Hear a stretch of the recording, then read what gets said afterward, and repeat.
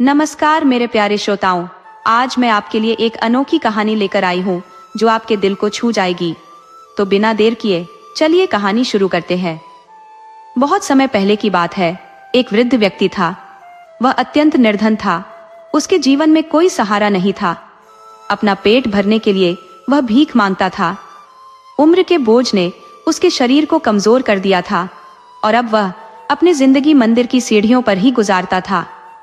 जो श्रद्धालु वहां आते, उनकी दया से उसे थोड़ा बहुत अन्न मिल जाया करता था। एक दिन वह बुजुर्ग भयंकर बुखार से तप रहा था। ठंड से ठिठुरते और भूख से व्याकुल वह मंदिर के बाहर बैठा था। उसी समय उस नगर के धनाढ्य सेठ और उनकी पत्नी अपनी लंबी चमचमाती गाड़ी में सवार होकर मंदिर पहुंचे। उनके साथ कई नौकर चाकर थे, जिनके हाथों में फल, मिठाइयाँ, कपड़े और बहुमूल्य रत्न जड़ित भेंटें थीं। सेठ जी ने मंदिर में प्रवेश किया। उस वृद्ध ने उन्हें देखकर सोचा कि शायद अब उसकी भूख मिट जाएगी। वह लड़खड़ाते हुए उनकी ओर बढ़ा और करुण स्वर में बोला, सेठ जी, कुछ खाने को दे दीजिए, 2 दिन से भूखा हूं। लेकिन सेठ ने उसे अनसुना कर दिया। उनकी दृष्टि में वह मानो अदृश्य था। सेठ और सेठानी के आगमन पर मंदिर के पुजारी दौड़कर उनका स्वागत करने आए। वे बार बार नमन करते हुए बोले, सेठ जी, आपके आगमन से तो हमारा मंदिर धन्य हो गया। आइए भीतर पधारिए। सेठ ने अपने नौकरों से कहा, सारा सामान अंदर रखो, पूजा के बाद ये सब भगवान को अर्पित करेंगे। वृद्ध व्यक्ति इस पूरी घटना को निरीह दृष्टि से देख रहा था। उसने फिर प्रयास किया और अपनी कांपती आवाज में कहा, सेठ जी, मैं भूख से बेहाल हूं, कृपया थोड़ा फल या मिठाई दे दीजिए। लेकिन सेठ ने उसकी प्रार्थना को दोबारा अनदेखा कर दिया। तब वह सेठानी के पास पहुंचा और विनम्रता से बोला, सेठानी जी, कृपया मुझे कुछ खाने के लिए दे दीजिए, भूख के कारण मेरी तबीयत बिगड़ रही है। सेठानी ने तिरस्कारपूर्ण स्वर में कहा, बाबा, ये सारे फल और मिठाइयाँ भगवान को चढ़ाने के लिए है। पूजा के पहले इन्हें छूना भी अशुभ है। हम आपको कुछ नहीं दे सकते। सेठ यह सुनकर भड़क गया। क्रोधित स्वर में वह बोला, अभी तो हमने मंदिर में प्रवेश भी नहीं किया और इस भिखारी ने हमारा रास्ता रोक दिया। पूजा में विघ्न पड़ गया। अब न जाने हमारा काम पूरा होगा या नहीं। पुजारी ने उन्हें शांत करने की कोशिश की। सेठ जी, कृपा करके धैर्य रखिए, भगवान आपकी भक्ति अवश्य स्वीकार करेंगे। लेकिन सेठ और अधिक क्रोधित हो गया। वह गरज कर बोला, पुजारी जी, क्या आप जानते हैं, मैंने इस नगर के सबसे महंगे फल और मिठाइयाँ खरीदी है और यह भिखारी हमारी पूजा को अशुद्ध कर रहा है। वृद्ध व्यक्ति असहाय बैठा यह सब सुनता रहा। उसकी आंखों में केवल भूख की पीड़ा नहीं, बल्कि इंसानियत के टूटते बंधन का दर्द भी साफ झलक रहा था। सेठ जी क्रोध में आग बबूला हो उठे और बोले, प्रभु के लिए जो भेंट लेकर आए हैं उसे अभी तक अर्पित भी नहीं किया और इस बूढ़े भिखारी ने हमारा सारा ध्यान भंग कर दिया। बताइए, भगवान को चढ़ाने से पहले इसे कुछ कैसे दे दें? पंडित जी विनम्रता से बोले, सेठ जी, कृपा करके शांत हो जाइए। यह बुजुर्ग व्यक्ति शायद अर्ध विक्षिप्त है, मैं इसे समझा दूंगा। सेठ जी और उनकी पत्नी मंदिर के अंदर चले गए। पंडित जी उस वृद्ध भिखारी के पास आए और फुसफुसाते हुए बोले, बाबा, आप यहाँ कोने में बैठ जाइए। जब ये लोग यहाँ से चले जाएंगे तब मैं तुम्हें कुछ खाने को दूंगा। बेचारा बूढ़ा अपनी तपती देह और छलकती आंखों के साथ चुपचाप कोने में बैठ गया। बुखार की तपिश और भूख प्यास ने उसके शरीर को तोड़ दिया था। वह अशक्त किंतु असहाय उस कोने में अपनी तकलीफ के साथ समेट कर बैठा रहा। मंदिर के भीतर सेठ जी ने भगवान को प्रणाम किया और आरती के लिए थाल उठाया। जैसे ही वे आरती करने लगे, थाल उनके हाथों से गिरकर भूमि पर जा पड़ा। सभी स्तब्ध रह गए। पंडित जी ने दूसरा थाल थमाया और बोले, सेठ जी, दूसरा आरती का थाल लीजिए और पूजा जारी रखिए। दूसरी बार पूजा समाप्त हुई। इसके बाद सेठ जी ने भगवान को भेंट चढ़ाने के लिए नौकरों से सामग्री मंगवाई। जैसे ही वे भेंट अर्पित करने लगे, धरती अचानक हिलने लगी। भूकंप के झटकों से सारी भेंटें जमीन पर गिर पड़ी। सेठानी भयभीत होकर बोली, पंडिता जी, आपने देखा, मुझे लगता है बाहर बैठे उस बुजुर्ग भिखारी की वजह से भगवान नाराज हो गए हैं। वही हमारी पूजा में विघ्न डाल रहा है। सेठ जी ने हामी भरते हुए कहा, हाँ, उसी की वजह से हमारी पूजा स्वीकार नहीं हो रही है। उस बूढ़े की टोक ने हमारी आराधना में बाधा डाल दी है। पंडिताजी हाथ जोड़कर बोले, सेठ जी कृपया मुझे क्षमा करें, परंतु भगवान उस बुजुर्ग से नाराज नहीं है। वास्तव में भगवान आपसे अप्रसन्न है। सेठानी ने विस्मय से पूछा, लेकिन हमने क्या किया है पंडिताजी? पंडिताजी ने गंभीर स्वर में कहा, आप पूछते हैं कि आपने क्या किया? आपने वह किया जो भगवान के सिद्धांतों के विपरीत है। आप इतने महंगे फल और उपहार प्रभु को अर्पित करने के लिए लाए, परंतु क्या आपने यह नहीं सोचा कि हर इंसान के भीतर भगवान का वास है? वह वृद्ध व्यक्ति जो भूखा और बीमार था, वही भगवान के रूप में आपसे प्रसाद मांगने आया था। पंडिताजी ने आगे कहा, अगर आपने उसे प्रेम पूर्वक कुछ खाने को दिया होता तो वही भेंट भगवान तक स्वयं पहुंच जाती, परंतु आपने उसे दुत्कार दिया। भगवान ने आपके उपहारों को अस्वीकार कर दिया क्योंकि आप उनकी असली उपस्थिति को पहचान नहीं सके। ये सुनकर सेठ जी और सेठानी की आंखें शर्म से झुक गई। वे अपनी भूल पर पछतावा करने लगे, लेकिन समय की परछाई में अवसर खो चुका था। गरीबों को भोजन कराना वास्तव में उस परमात्मा की आराधना करने के समान होता है, किंतु आपने उस असहाय व्यक्ति का अपमान कर उसे फटकार कर दूर कर दिया। ऐसे में आपकी भेंट को प्रभु कैसे स्वीकार कर सकते हैं? स्मरण रहे, भगवान श्री कृष्ण ने सुदामा के प्रेम पूर्वक अर्पित मुट्ठी भर चावल को सर्वोच्च स्थान दिया था। जो भगवान इस संसार के स्वामी है, जिन्हें सब कुछ अर्पित किया जाता है, वे हमारे कीमती उपहारों से प्रसन्न नहीं होते। वे तो वही हैं जो जगत का पालन पोषण करते हैं। उन्हें केवल निष्ठा और समर्पण चाहिए। एक प्रेमपूर्ण पुष्प, एक बेलपत्र ही उनके हृदय को संतुष्ट कर देता है। महंगे उपहार चढ़ाकर उनके प्रति एहसान करने का भाव रखना अनुचित है। इसके बजाय यदि किसी भूखे को भोजन कराएं, तो उसकी आत्मा से निकला आशीर्वाद आपकी झोली को सुख समृद्धि से भर देगा। और यदि किसी मांगने वाले को कुछ देने में असमर्थ हो, तो कम से कम उसका अपमान न करें, क्योंकि वह अपनी इच्छा से गरीब नहीं बना है और न ही भीख मांगना उसे अच्छा लगता है। यह उसकी विवशता है। कहते हैं, ईश्वर की लीला अपरंपार है।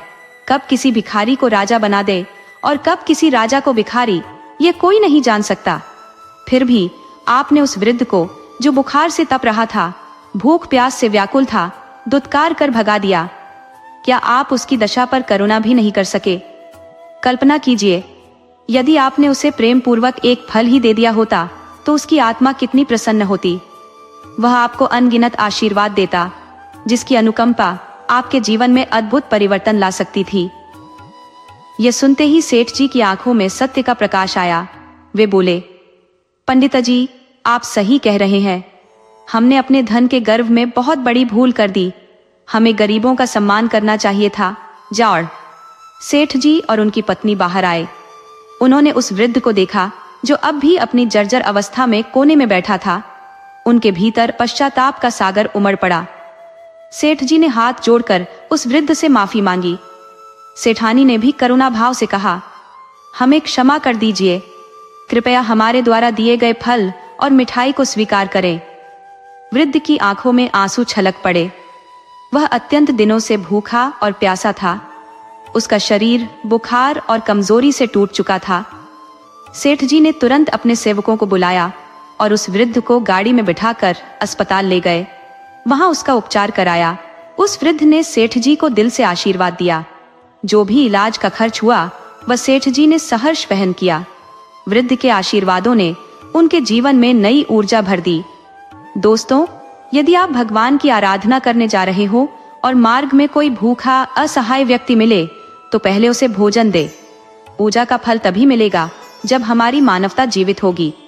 भगवान को भोग चढ़ाएं, लेकिन यदि कोई असहाय, वृद्ध या अपंग व्यक्ति आपकी सहायता का आकांक्षी हो तो उसकी सहायता अवश्य करें। यही सच्ची पूजा है।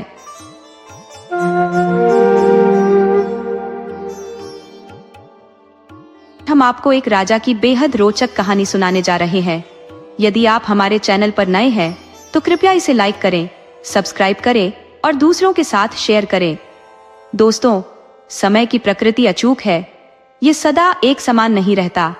वक्त इतना प्रबल है कि राजा को रंक और रंक को राजा बनाने में पल भर की भी देरी नहीं करता। इसलिए हर व्यक्ति को समय के महत्व को पहचानते हुए अपने जीवन में आगे बढ़ना चाहिए।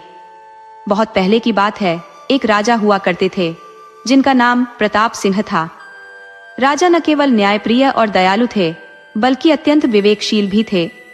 वे अपने कर्तव्यों को निष्ठापूर्वक निभाते और अपनी प्रजा का ध्यान अपने परिवार के सदस्यों की भांति रखते थे। उनके 2 संतानें थीं, एक पुत्र जिसका नाम चंद्रेश था और एक पुत्री जिसका नाम राजवी था। चंद्रेश करीब 12 वर्ष का था, जबकि राजवी 17 वर्ष की थी। राजा और रानी अपने बच्चों से असीम प्रेम करते थे, जैसा हर माता पिता करते हैं। उन्होंने अपने बच्चों को हर प्रकार की सुख सुविधा दी थी, क्योंकि वे एक समृद्ध परिवार से थे। समय के साथ जब राजवी युवा होने लगी, तो राजा को उसकी शादी की चिंता सताने लगी। एक दिन राजा ने अपने दरबार में नगर के एक नाई और एक ब्राह्मण को बुलाया। प्राचीन समय में राज परिवारों के विवाह की जिम्मेदारी ब्राह्मणों और नाइयों पर ही होती थी। राजा ने उनसे कहा, हमारी पुत्री विवाह योग्य हो चुकी है। आप लोग ऐसा वर ढूंढे जो समय को समझने वाला हो, समय के अनुसार कदम बढ़ाने वाला हो। वह अमीर हो या गरीब, जात पात से कोई फर्क नहीं पड़ता, बस वह समय का महत्व जानने वाला होना चाहिए। अगले दिन नाई और ब्राह्मण अपने सामान के साथ निकल पड़े। वे नगर नगर घूमे, कई लड़कों से मिले, लेकिन राजा की शर्तों पर खरा उतरने वाला कोई नहीं मिला। लोग कहते, समय भी कोई देखने की चीज है, ये कैसे पता चलेगा कि समय कैसा दिखता है। कई दिन बीत गए और नाई और ब्राह्मण खाली हाथ लौटने की सोचकर चिंतित हो उठे। राजा का आदेश तोड़ना उनके लिए असंभव था। एक दिन वे एक नगर के चौराहे पर पहुंचे, जहां एक मोची का लड़का बैठा था। वह न केवल सुंदर था, बल्कि विवाह योग्य भी प्रतीत होता था। दोनों ने उस लड़के से बात की और उसे राजकुमारी से विवाह का प्रस्ताव दिया। मोची बना हुआ वह युवक अचरज में डूबकर उन दोनों की ओर देखने लगा और बोला, महोदय श्रीमान, सुबह सुबह यह मजाक का समय है क्या? मैं समय का मारा हूँ। मेरे माता पिता दृष्टिहीन है और मैं उनका इकलौता सहारा हूँ। मैं अपने समय को देखकर उसकी कद्र करते हुए अपने काम को ईमानदारी से पूरा कर रहा हूँ। कृपया मुझे मेरा काम करने दें, ताकि मैं अपनी रोजी रोटी कमा सकूं और अपने परिवार का भरण पोषण कर सकूं। कृपा कर मेरा उपहास मत करें। युवक के इस सटीक उत्तर ने नाई और ब्राह्मण को एक नई उम्मीद दी। जिन सवालों ने उन्हें कई दिनों से व्यथित किया था, उसका समाधान मानो इस युवक ने अनजाने ही दे दिया। उन्होंने युवक से उसका नाम और समय को पहचानने के रहस्य के बारे में पूछा। युवक ने जवाब दिया, मेरा नाम धर्मेश है। जहां तक समय की बात है, ये मेरे अतीत से जुड़ा हुआ है, जिसे मैं भुला देना चाहता हूँ। मैं अपने अतीत की बात करने का इच्छुक नहीं हूँ। कृपया इस बारे में और कुछ मत पूछे। ब्राह्मण और नाई ने कहा, अरे, यही सवाल तो तुम्हारे विवाह का आधार बन सकता है। युवक कुछ देर तक सोचता रहा। गरीबी और अपने माता पिता की स्थिति को ध्यान में रखते हुए उसने सोचा कि वह अपने घर बसाने का सपना देख भी कैसे सकता है। फिर वह बोला, अगर आप लोग इसे जरूरी समझते हैं तो ठीक है, लेकिन मेरे अतीत की बात न करें। मेरे माता पिता ही मेरी शादी की अनुमति देंगे। युवक उन दोनों को अपने घर ले गया। वहां पहुंचने पर उसके अंधे माता पिता ने आगंतुकों का स्वागत किया।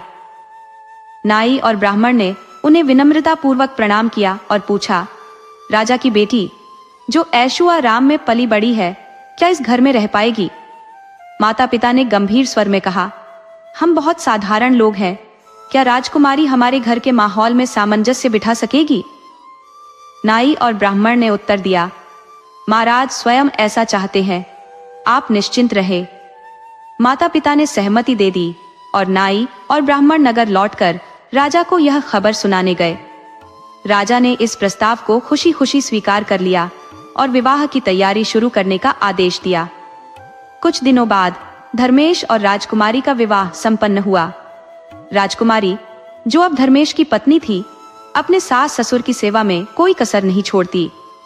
धर्मेश के काम पर जाने के बाद वह सुबह उसका नाश्ता बनाती और टिफिन तैयार करती। बाकी समय वह अपने सास ससुर की सेवा में समर्पित रहती। एक दिन उसकी सास ने कहा, बेटी, तुम राजकुमारी हो, तुम पूरे दिन हमारी देखभाल में लगी रहती हो। तुम भी कभी कभी बाहर घूमने जाया करो, जिससे तुम्हारा मन भी बहल जाएगा। राजकुमारी ने इस बात को स्वीकार किया और एक रविवार को नगर के बाजार घूमने चली गई। जब राजकुमारी उस राह से गुजर रही थी जो बाजार की ओर जाता था, वह अचानक ठिठक गई। कुछ ही दूरी पर चौराहे पर उसने अपने पति को देखा, जो अपनी छोटी सी जूतों की दुकान पर बैठा हुआ जूते सिलने में व्यस्त था। यह दृश्य देखते ही जैसे उसकी सोचने समझने की शक्ति क्षीण हो गई। उसके कदम वहीं थम गए और उसकी आंखों में अविश्वास छलकने लगा। राजकुमारी ने पल भर के लिए अपने चारों ओर की दुनिया को खोते हुए सोचा, क्या यही मेरा पति है? क्या मेरे पिता ने जानबूझकर मेरा विवाह एक मोची से किया? वह ठंडी हवा की लहर की तरह स्तब्ध खड़ी रह गई, मानो धरती ने उसके पैरों तले से अस्तित्व खींच लिया हो। आकाश से गिरती असंख्य बिजली मानो उस पर टूट पड़ी हो। कुछ क्षणों तक वह बिना हिले डुले खड़ी रही। फिर अपनी चेतना वापस पाते ही उसने अपनी ओढ़नी से चेहरा ढका और विचारों के भंवर में डूब गई। यह क्या हुआ मेरे साथ?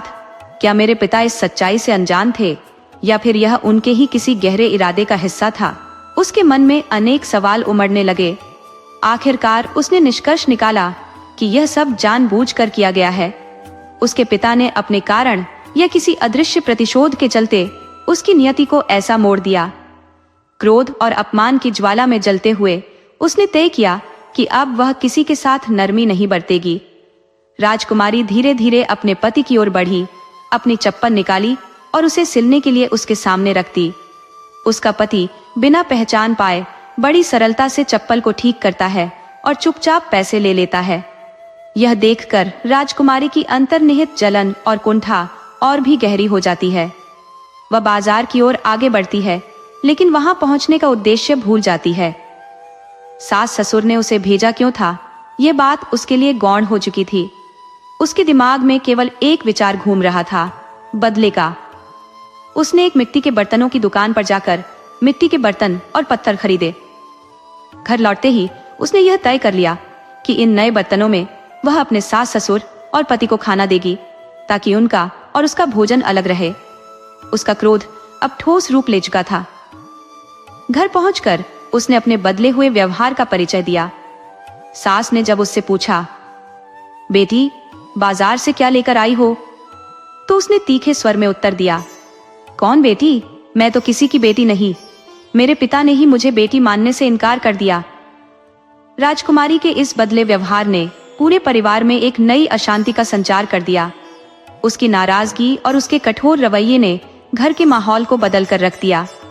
सास ससुर और पति के लिए जो कभी उसकी सेवा और आदर के आदी थे, अब वह एक कठोर स्वभाव वाली महिला बन चुकी थी। तो फिर तुमसे क्या कहूँ, लेकिन हाँ, बाजार से मैं आप सबके लिए एक विशेष तोहफा लाई हूँ। सास ने उत्सुकता से पूछा, क्या लाई हो बेटी? राजकुमारी ने ठंडे स्वर में उत्तर दिया, यह मिट्टी के बर्तन आपके लिए लाई हूँ। अब से आप लोग इन्हीं बर्तनों में भोजन करेंगे और इन्हीं को स्वयं साफ करेंगे। यदि इन्हें साफ नहीं किया तो आपको इन्हीं गंदे बर्तनों में खाना पड़ेगा। मैं अब किसी भी स्थिति में हाथ लगाने वाली नहीं हूँ, क्योंकि मेरे साथ जो धोखा हुआ है उसने मुझे राजकुमारी से एक साधारण सेविका बना दिया, इसलिए यही उचित है। सास और अंधे ससुर यह सुनकर हतप्रभ रह गए, लेकिन वे कर भी क्या सकते थे। ससुर ने केवल इतना कहा, ठीक है बहू, जैसा तुम चाहो। शाम को जब राजकुमारी का पति घर आया तो उसे पानी कांच के गिलास की जगह मिट्टी के लौ में दिया गया। पति धर्मेश यह देखकर चौंक गया और सोच में पड़ गया कि राजकुमारी को शायद हमारे बारे में सब कुछ पता चल गया है। उसने धीरे से पूछा, यह क्या है? राजकुमारी ने तीखे स्वर में उत्तर दिया, यह तुम्हारा सौभाग्य है और मेरा दुर्भाग्य। मुझे यह नहीं पता था कि मेरे पिता मुझे इस तरह धोखा देंगे। किसी पिता से अपनी बेटी के साथ ऐसी नीचता की उम्मीद नहीं थी, और आपसे तो मैं कुछ भी कहने के लायक नहीं हूं। आप बस इतना जान ले कि मैं एक राजकुमारी हूं और आप एक साधारण मोची। मैं अपने बर्तनों में आपको खाना नहीं दे सकती, इसलिए आपके लिए खास तौर पर ये मिट्टी के बर्तन लाई हूं। इनका उपयोग करना और साफ रखना आपका ही काम है। मैं इन गंदे बर्तनों को हाथ नहीं लगाऊंगी। धर्मेश ने सिर झुकाकर कहा, जैसा तुम चाहो। सुबह और शाम धर्मेश अपने माता पिता के बर्तनों को साफ करता और अगले भोजन के लिए सुरक्षित रखता। उसने कभी विरोध नहीं किया। इस तरह समय बीतता गया। फिर एक दिन राजा प्रताप सिंह की राजधानी पर एक दुश्मन राजा ने हमला कर दिया। उस राजा ने रात के अंधेरे में सोते हुए सैनिकों और नागरिकों को बंदी बना लिया। इससे पहले कि राजा को कोई चेतावनी मिलती, एक गुप्त सैनिक ने स्थिति का जायजा लेकर राजा प्रताप सिंह को सूचना दी। सैनिक ने कहा, महाराज, आप परिवार सहित गुप्त मार्ग से महल छोड़ दें। यदि आप रात में नहीं निकले तो सुबह तक आप बंदी बना लिए जाएंगे और फिर कोई उम्मीद नहीं बचेगी। राजा ने परिस्थिति को समझते हुए कुछ धन लेकर अपनी रानी और बेटे के साथ महल छोड़ दिया। रात भर पैदल चलते हुए उन्होंने लंबा सफर तय किया और सुबह के करीब वे एक दूसरे राज्य की सीमा में पहुंच गए। राजा ने रानी से कहा, रानी, हमने जो राजसी वस्त्र पहने हैं वे हमें इस शहर में पहचान दिला देंगे। हमें साधारण कपड़ों की आवश्यकता है। मैं बाजार से कपड़े लेकर आता हूँ। रानी ने सिर हिलाकर सहमति दी। राजा बाजार पहुंचा और साधारण कपड़े खरीदे। वह ऐसे वस्त्र लेकर लौटा जो नट समाज के लोग पहनते थे। राजा कपड़े लेकर रानी और अपने बेटे के पास लौटा। कपड़े देखते ही रानी ने कहा, महाराज, ये कैसे वस्त्र लाए हैं? राजा ने गंभीर स्वर में कहा, रानी, अब हमें यह स्वीकार करना होगा कि हम अब राजा और रानी नहीं रहे। हमें परिस्थिति को समझते हुए नई राह अपनानी होगी। राज्य का वैभव पीछे छूट गया है, लेकिन जीवन अभी शेष है और उसे जीने का कोई साधन तो चाहिए। राजा ने समझाया, हमारे राज्य में हमने युद्ध कला के साथ साथ नट समाज की कला का भी ज्ञान अर्जित किया था। वही कौशल अब हमारे जीवन का आधार बनेगा। आज से मैं नट बनूंगा, तुम नटनी, और हमारा पुत्र ढोल बजाएगा। चौक चौराहों पर तमाशा दिखाकर जो कुछ भी मिलेगा उसी से हम अपना जीवनयापन करेंगे। समय के साथ हम इस कला में प्रवीण भी हो जाएंगे। रानी ने अपने अश्रु छिपाते हुए कहा, जैसा आप उचित समझे महाराज। इस प्रकार राजा, रानी और उनका पुत्र अपनी पहचान त्याग कर नट बन गए। वे नगर नगर और चौराहे चौराहे पर तमाशा दिखाने लगे। धीरे धीरे राजा प्रताप सिंह अपनी नट कला में इतने कुशल हो गए कि उनकी ख्याति दूर दूर तक फैल गई। एक दिन तमाशा दिखाने के लिए राजा प्रताप सिंह उसी नगर के एक चौराहे पर पहुंचे जहां उनका जमाई धर्मेश अपनी दुकान लगाया करता था। उस समय शाम का पहर था और कुछ दूरी पर ढोल की आवाज गूंज रही थी। धर्मेश ने जब सुना कि प्रसिद्ध नट प्रताप का तमाशा लगा हुआ है तो उसका भी मन उसे देखने को ललचाने लगा। अपनी दुकान का सामान समेटकर धर्मेश ने बक्सा उठाया और तमाशा देखने पहुंच गया। तमाशा शुरू हो चुका था। धर्मेश ने बक्सा एक किनारे रखा और करतब देखने लगा, लेकिन जब उसकी नजर करतब दिखा रहे प्रताप सिंह पर पड़ी तो उसकी आंखें विस्मय से फैल गईं। वह अविश्वास से भर गया। इसके बाद उसने नाचती हुई रानी और ढोल बजाते राजकुमार को देखा। उसे यकीन हो गया कि ये लोग वही हैं, लेकिन सवाल उसके मन को झकझोरने लगे। राजा प्रताप सिंह और उनका परिवार इस हालत में कैसे पहुंचा? धर्मेश ने सारा हाल जानने के लिए तमाशा खत्म होने की प्रतीक्षा की। तमाशा समाप्त होने के बाद जब लोग जाने लगे, धर्मेश आगे बढ़ा और राजा के पास पहुंचकर भरे हुए गले से बोला, पिताजी, ये सब क्या है? आप जैसे महान राजा से नट बनने की कल्पना भी नहीं की जा सकती। प्रताप सिंह ने अपनी दामाद को देखा और उसके सवालों से भरी आंखों को शांत करने के लिए बोले, धर्मेश, जीवन की विडंबनाएं हमें कभी कभी ऐसी राह पर खड़ा कर देती हैं जहां आत्मसम्मान के साथ जीने के लिए हर पहचान को त्यागना पड़ता है। धर्मेश की आंखों से आंसू छलक पड़े। वह कातर स्वर में बोला, पिताजी, ये सब करने की जरूरत नहीं है। कृपया मेरे साथ चलिए। मैं इतना कमा लेता हूँ कि आप सबका भरण पोषण कर सकूं। मुझे गर्व होगा यदि मैं आपका सहारा बनूं। आप यह सब अब और नहीं करेंगे। राजा प्रताप सिंह ने मुस्कुराते हुए कहा, नहीं बेटे, हमने भी जीवन जीने की कला सीख ली है। हमें कोई कठिनाई नहीं हो रही है, लेकिन चूंकि हम बेटी से अभी तक नहीं मिले हैं, इसलिए तुम्हारे साथ अवश्य चलेंगे। इसके बाद राजा, रानी और उनका पुत्र धर्मेश के साथ उसके घर के लिए रवाना हो गए। घर पहुंचने पर धर्मेश के साथ आए इन 3 व्यक्तियों को नट के भेष में देखकर राजकुमारी उन्हें पहचान नहीं पाई। उसने खींचते हुए कहा, मैं पहले ही परेशानियों से घिरी हुई हूँ और तुम 3 और लोगों को मेरी मुश्किलें बढ़ाने के लिए ले आए हो। ये सुनकर उसका भाई ठहाका लगाते हुए बोला, कौन सी मुश्किलें, और ये लोग क्या तुम्हें अजनबी लगते हैं? राजकुमारी ने झुंझलाकर कहा, अपने लोग? ये नट हमारे अपने लोग कब से हो गए? धर्मेश ने उसकी बात पर गहरी नजर डालते हुए कहा, क्या तुम्हारी बुद्धि पर पर्दा पड़ा हुआ है या अब आंखों पर भी पड़ गया है? जब राजकुमारी ने ध्यान से देखा तो उसने नट बने अपने माता पिता और भाई को पहचान लिया। पहचानते ही उसका चेहरा सफेद पड़ गया और वह घबराकर उनके पास दौड़ी। एक एक कर वह अपने भाई, पिता और माता से लिपटकर रोने लगी। वे उसे सांत्वना देते रहे। थोड़ी देर बाद आंसू पोंछते हुए राजकुमारी अपने पिता से बोली, पिताजी, ये मैं क्या देख रही हूँ? आप राजा से इस हालत में कैसे पहुंच गए? ये सब कैसे हुआ? राजा प्रताप सिंह ने उसे शांत करते हुए सारा हाल सुना दिया और हंसते हुए बोले, सारी रात रोने का इरादा है या फिर हमें भोजन भी कराओगी? तुम्हें देखकर भूख और बढ़ गई है। राजकुमारी तुरंत रसोई में गई और भोजन तैयार कर सभी को दलान में बिठाकर खिलाने लगी। उसने एक तरफ अपने माता पिता और भाई को बिठाया और दूसरी तरफ अपने पति और उनके अंधे माता पिता को। जब वह बर्तन लेने गई तो उसे ख्याल आया कि वह अपने सास ससुर और पति को मिट्टी के बर्तनों में भोजन कैसे परोस सकती है। यही सोचकर वह उनके लिए भी अपने बर्तन ले आई। उसने अपने माता पिता के सामने थालियां लगाई और जब सास ससुर और पति के लिए बर्तन रखने पलटी तो धर्मेश ने उसे रोक दिया। उसने कहा, रुको राजकुमारी, हमारे बर्तन हमारे पास है। इतना कहकर धर्मेश ने मिट्टी के बर्तन उठाए जिन्हें खाने के बाद साफ करके दलान में रख दिया गया था। वह बोला, हम इन्हीं में भोजन करते हैं और हमें इनसे कोई आपत्ति नहीं है। अब खाना ले आओ। राजकुमारी थोड़ी झिझकते हुए भोजन लाने चली गई। राजा प्रताप सिंह की नजर धर्मेश और उसके माता पिता पर पड़ी तो उनका चेहरा गंभीर हो गया। उन्हें अपनी किशोरावस्था का वह समय याद आ गया जब धर्मेश के माता पिता बड़े प्रतापी राजा थे। हालांकि शादी के समय वे अपनी अंधता के कारण शामिल नहीं हो सके थे और प्रताप सिंह से मुलाकात भी नहीं हुई थी। प्रताप सिंह के मन में प्रसन्नता और गर्व का भाव उमड़ पड़ा। उन्होंने सोचा, मेरी बेटी भले ही आज नतों के साथ बैठी हो, लेकिन उसका विवाह तो एक राजघराने में ही हुआ है। समय ने हमें भले ही बदल दिया हो, पर असलियत नहीं बदली। राजकुमारी भोजन लेकर बाहर आई।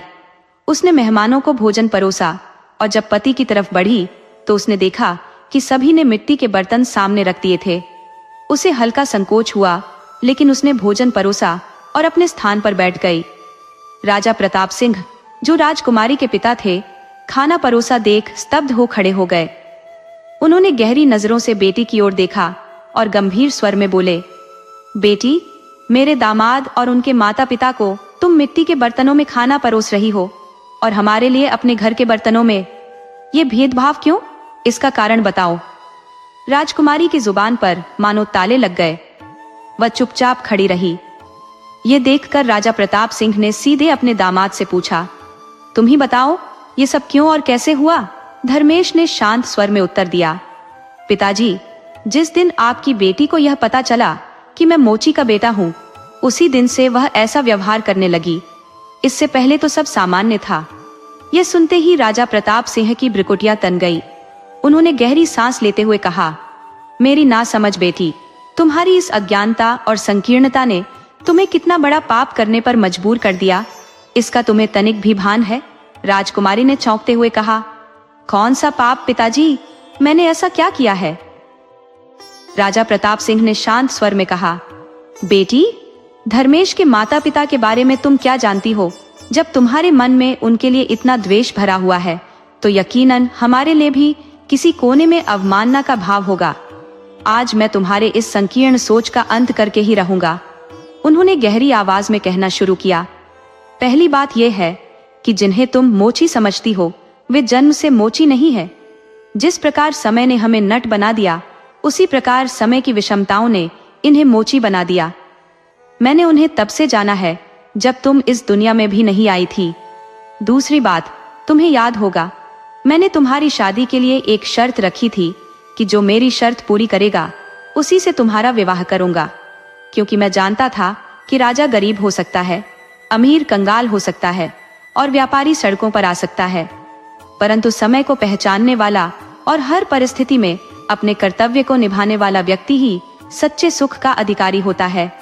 इसीलिए मैंने तुम्हारे लिए धर्मेश जैसा पति चुना, जो मेरी अपेक्षाओं पर खरा उतरा।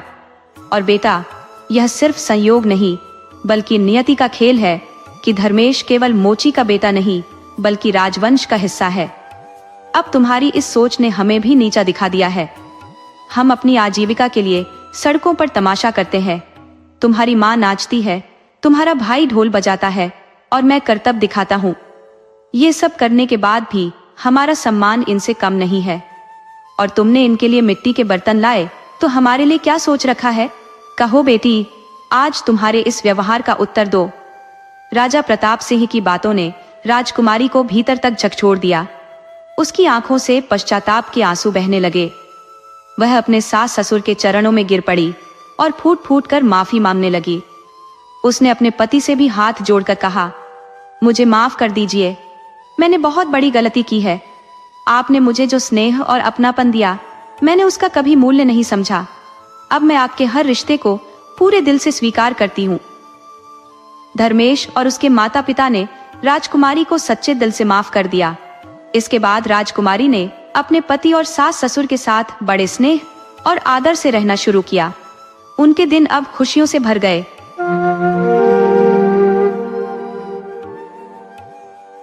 विजयगढ़ के महाराज महेंद्र प्रताप सिंह एक अत्यधिक प्रभावशाली शख्सियत थे। उनकी 3 रानियां थीं, लेकिन सबसे छोटी रानी, जिसका नाम चीकू रानी था, वह बाकियों से बिल्कुल भिन्न थी। चीकू रानी का कद 5 फुट से अधिक नहीं था, बल्कि उससे भी कम ही था। हालांकि उसके व्यक्तित्व की चमक बाकी रानियों से कम नहीं थी। महाराज के जीवन में चीकू रानी का महत्व सबसे अधिक था और यही बात अन्य रानियों को खटकती थी। वे सोचती थी कि चीकू रानी में ऐसा क्या विशेष है जो उन्हें इतना महत्व दिया जाता है। लंबाई भी कम है और महाराज के जीवन में वह सबसे बाद में आई है, फिर भी राजा उसे इतना महत्व क्यों देते हैं? असल में चीकू रानी में कुछ ऐसी विशेषताएं थी जो केवल महाराज ही जानते थे। चीकू रानी के महाराज के जीवन में आने का भी एक रहस्यमयी कारण था। एक बार महाराज शिकार के लिए जंगल में गए। शिकार का पीछा करते करते वह जंगल में गहरे जा पहुंचे। तभी एक दूसरे शेर ने उन पर हमला कर दिया। उनके साथ गए सैनिक स्तब्ध रह गए। तभी दूर से एक हंसिया उड़ता हुआ आया और सीधे शेर की गर्दन पर जा लगा। शेर वहीं ढेर हो गया। ये देख सभी लोग चौंक गए कि यह कैसे हुआ। तभी सभी ने देखा कि एक सफेद घोड़े की पीठ पर एक युवती बैठी हुई थी, जिसने महाराज की जान बचाई थी। वह युवती धीरे धीरे महाराज के करीब आई और महाराज ने उसे धन्यवाद देते हुए कहा, हे देवी, आपने हमारी जान बचाकर हम पर और हमारी प्रजा पर बहुत बड़ा उपकार किया है। हम आपके ऋणी हो गए हैं और यह ऋण चुकाना चाहते हैं। आप हमसे जो चाहे मांग सकती है।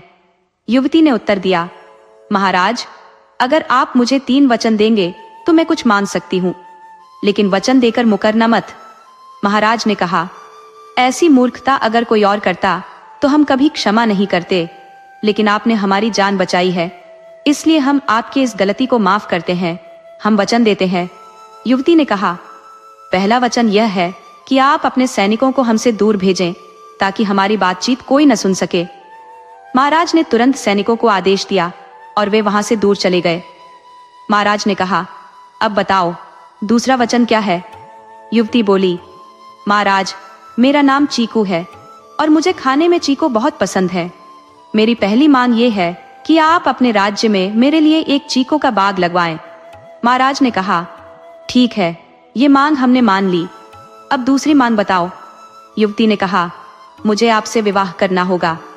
महाराज को यह सुनकर थोड़ा क्रोध आया, लेकिन दिए गए वचन के कारण वह चुप रहे। उन्होंने सोचा कि विवाह करने में कोई बुराई नहीं है। युवती सुंदर है और लंबे कद की है। फिर महाराज ने तीसरी मांग के बारे में पूछा। युवती ने कहा, तीसरी मांग मेरी यह है कि आप कभी भी मेरे परिवार के बारे में नहीं पूछेंगे। महाराज ने युवती की ओर देखा और सोचने लगे कि विवाह में कोई समस्या नहीं है। राजाओं के लिए तो कई विवाह करना भी सामान्य बात है। फिर कुछ विचार कर उन्होंने सैनिकों को बुलाया और विवाह की तैयारी का आदेश दिया। सैनिकों को महाराज की बात पर आश्चर्य हुआ। वे सोचने लगे कि कि यह युवती राजा के योग्य नहीं है, फिर भी महाराज उससे विवाह करने को तैयार है। जंगल में विवाह की तैयारियां शुरू हो गई, क्योंकि किसी भी सैनिक की इतनी हिम्मत नहीं थी कि वह राजा से सवाल कर सके। राजा ने उसी जंगल में युवती से विवाह कर लिया और अपने राज्य की ओर लौटने लगे। जब राजा अपनी नई रानी और सैनिकों के साथ राज्य की सीमा पर पहुंचे, तो महल में तुरंत खबर भेजी गई कि महाराज अपनी नई रानी के साथ महल की ओर आ रहे हैं। यह सुनते ही दोनों रानियां सुजाता और माधवी बेहद हैरान हो गईं। उनके मन में सवाल उठने लगे कि महाराज युद्ध के लिए तो गए नहीं थे, तो क्या जंगल में किसी जंगली से विवाह करके लौट रहे हैं। दोनों रानियों के मन में तरह तरह की अटकलें चलने लगी। वो सोचने लगी, आने वाली रानी कैसी होगी, कहीं बहुत सुंदर और गुणवान तो नहीं होगी, कहीं महाराज सिर्फ उसी के होकर ना रह जाए। इन्हीं विचारों के साथ दोनों रानियां अपनी अपनी दासियों के साथ महाराज और नई रानी के स्वागत की तैयारियों में जुट गई। कुछ समय बाद महाराज अपनी नई रानी के साथ महल के द्वार पर पहुंचे। राज्य की जनता भी द्वार के बाहर इकट्ठी हो गई। सब लोग महाराज और नई रानी की जय जयकार कर रहे थे। जब नई रानी चीकू रानी बाहर आई, तो लोग हैरानी से उन्हें देखने लगे और आपस में कानाफूसी करने लगे। महाराज ने किसे विवाह कर लिया है? यह तो साधारण सी दिखने वाली युवती है। कुछ लोग बोले, क्या पता महाराज ने किसी विशेषता के कारण ही इसे चुना हो, वरना वे भला ऐसी साधारण दिखने वाली युवती से क्यों विवाह करते। इसी बीच भीड़ में खड़ी एक महिला बोली, तुम लोग बेकार की बातें कर रहे हो। रानी लंबी तो नहीं है, लेकिन सुंदर और तेजस्वी लगती है। मुझे तो नई रानी बेहद सुंदर लग रही है, जैसे कोई देवी का अवतार हो। दूसरे लोग बोले, हाँ सच में, कुछ लोग बेकार में आलोचना करते हैं। हमारी नई रानी के चेहरे पर जो तेज है, वह किसी साधारण व्यक्ति का नहीं हो सकता। महल के द्वार पर दोनों बड़ी रानियां सुजाता और माधवी आरती का थाल सजाए हुए खड़ी थी। जब उन्होंने नई रानी चीकू रानी को देखा, तो उनकी आंखें खुली की खुली रह गई।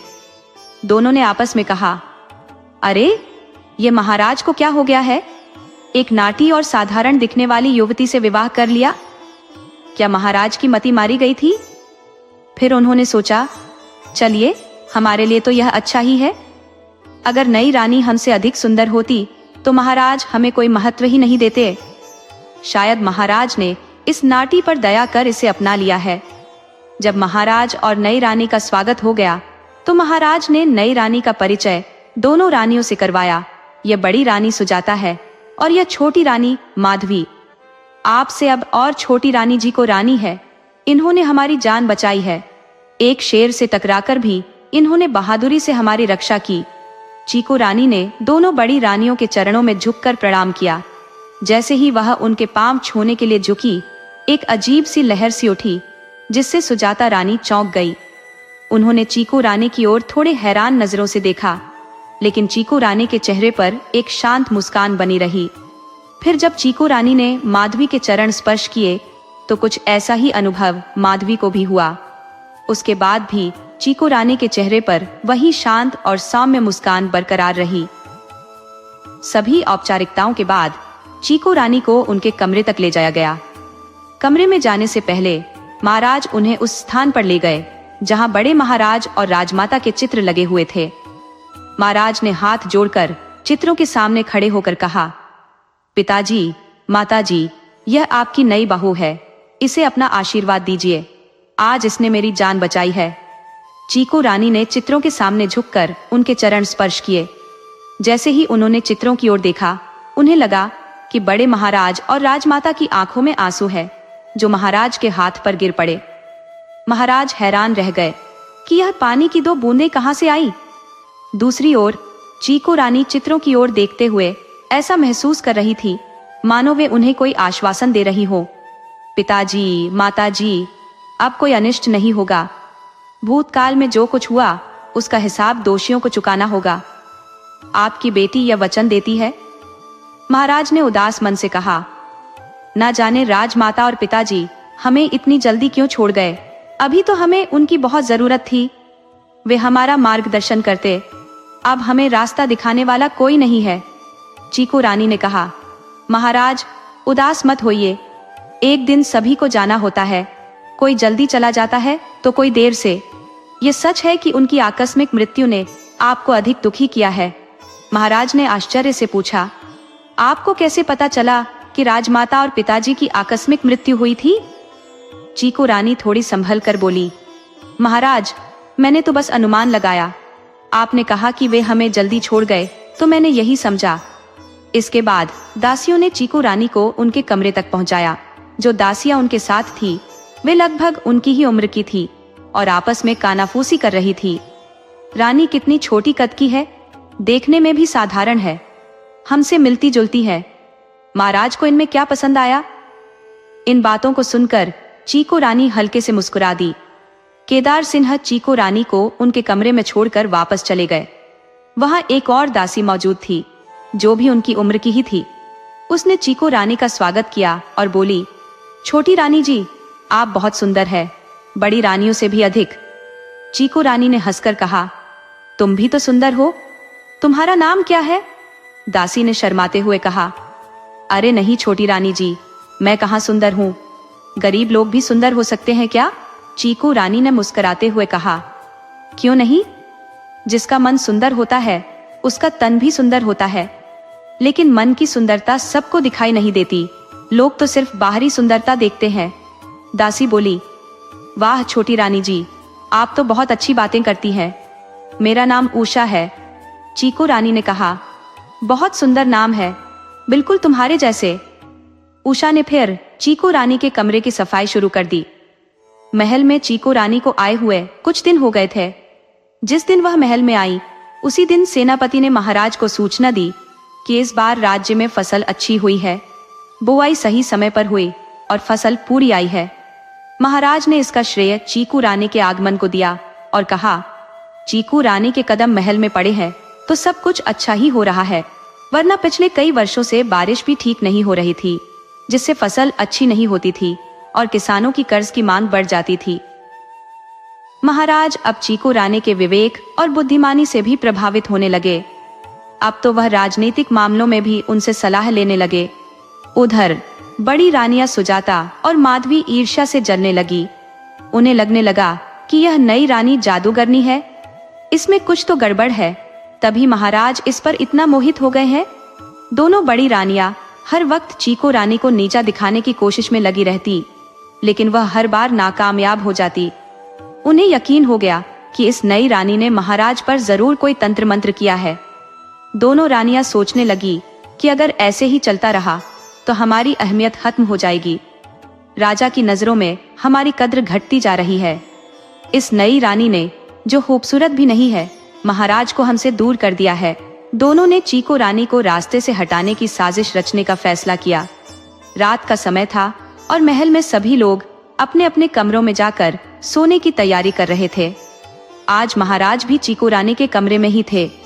महाराज तो गहरी नींद में सो चुके थे, लेकिन चीकू रानी को नींद नहीं आ रही थी। तभी बाहर से कुछ आवाजें आई जो रानी के कानों में गूंज उठी।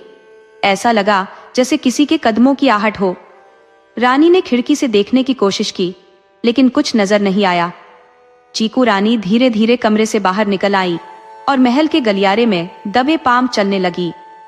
तभी फिर से वह आवाज सुनाई दी और इस बार रानी ने देखा कि मछली रानी के कमरे से कोई बाहर निकल रहा है।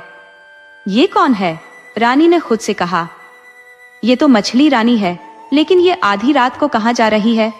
मछली रानी गलियारे से होते हुए बगीचे की तरफ बढ़ने लगी और चीकू रानी भी चुपचाप उसका पीछा करने लगी। जैसे ही मछली रानी बगीचे में पहुंची, दूसरी तरफ से सेनापति आता दिखाई दिया। मछली रानी झट से उसके गले लग गई और काफी देर तक यूं ही लगी रही। उसके बाद दोनों बगीचे से होते हुए बावड़ी की ओर बढ़ गए। चीकू रानी ने चुपचाप उनका पीछा किया, लेकिन उनके चेहरे पर कोई हैरानी नहीं थी। ऐसा लग रहा था जैसे चीकू रानी पहले से ही सब कुछ जानती हो और सिर्फ इसकी पुष्टि करना चाहती हो। रानी माधवी और सेनापति बावड़ी के अंदर जाकर गायब हो गए। चीकू रानी ने उन्हें देखने की बहुत कोशिश की, लेकिन वहां कई दरवाजे थे और चारों तरफ अंधेरा था। काफी कोशिशों के बाद भी कुछ नहीं दिखा। चांद की हल्की सी रोशनी में बस दरवाजे ही नजर आ रहे थे, लेकिन दीवारों और पेड़ों की परछाइयों के कारण यह पता नहीं चल पा रहा था कि वे किस दरवाजे के अंदर गए हैं। चीकू रानी ने सोचा, आज नहीं तो कल इस बात का सच सामने आ ही जाएगा जो राजमाता ने मुझे बताया है। लेकिन पूरी सच्चाई जानकर महाराज को इस षड्यंत्र के बारे में बताना जरूरी है। यही सोचते हुए चीकू रानी अपने कक्ष में लौट आई और सोने की कोशिश करने लगी। महाराज गहरी नींद में सो रहे थे। रानी सोते हुए महाराज की ओर देखती रही और सोचती रही, महाराज कितने सीधे सादे और भरोसेमंद है। उन्होंने कभी किसी का बुरा नहीं किया, लेकिन उन्हें इस बात का जरा भी इल्म नहीं है कि उनके साथ क्या बुरा हो चुका है और अभी भी हो रहा है। मैं यहाँ सिर्फ इस बुराई को रोकने आई हूँ। किसी के आंसू ने मुझे यहाँ आने पर मजबूर किया है। जानते हैं महाराज वह कौन है? रानी ने मन ही मन सोचा। लेकिन आप कैसे जानेंगे? आपको तो बस यही लगता है कि राजमाता मर चुकी है।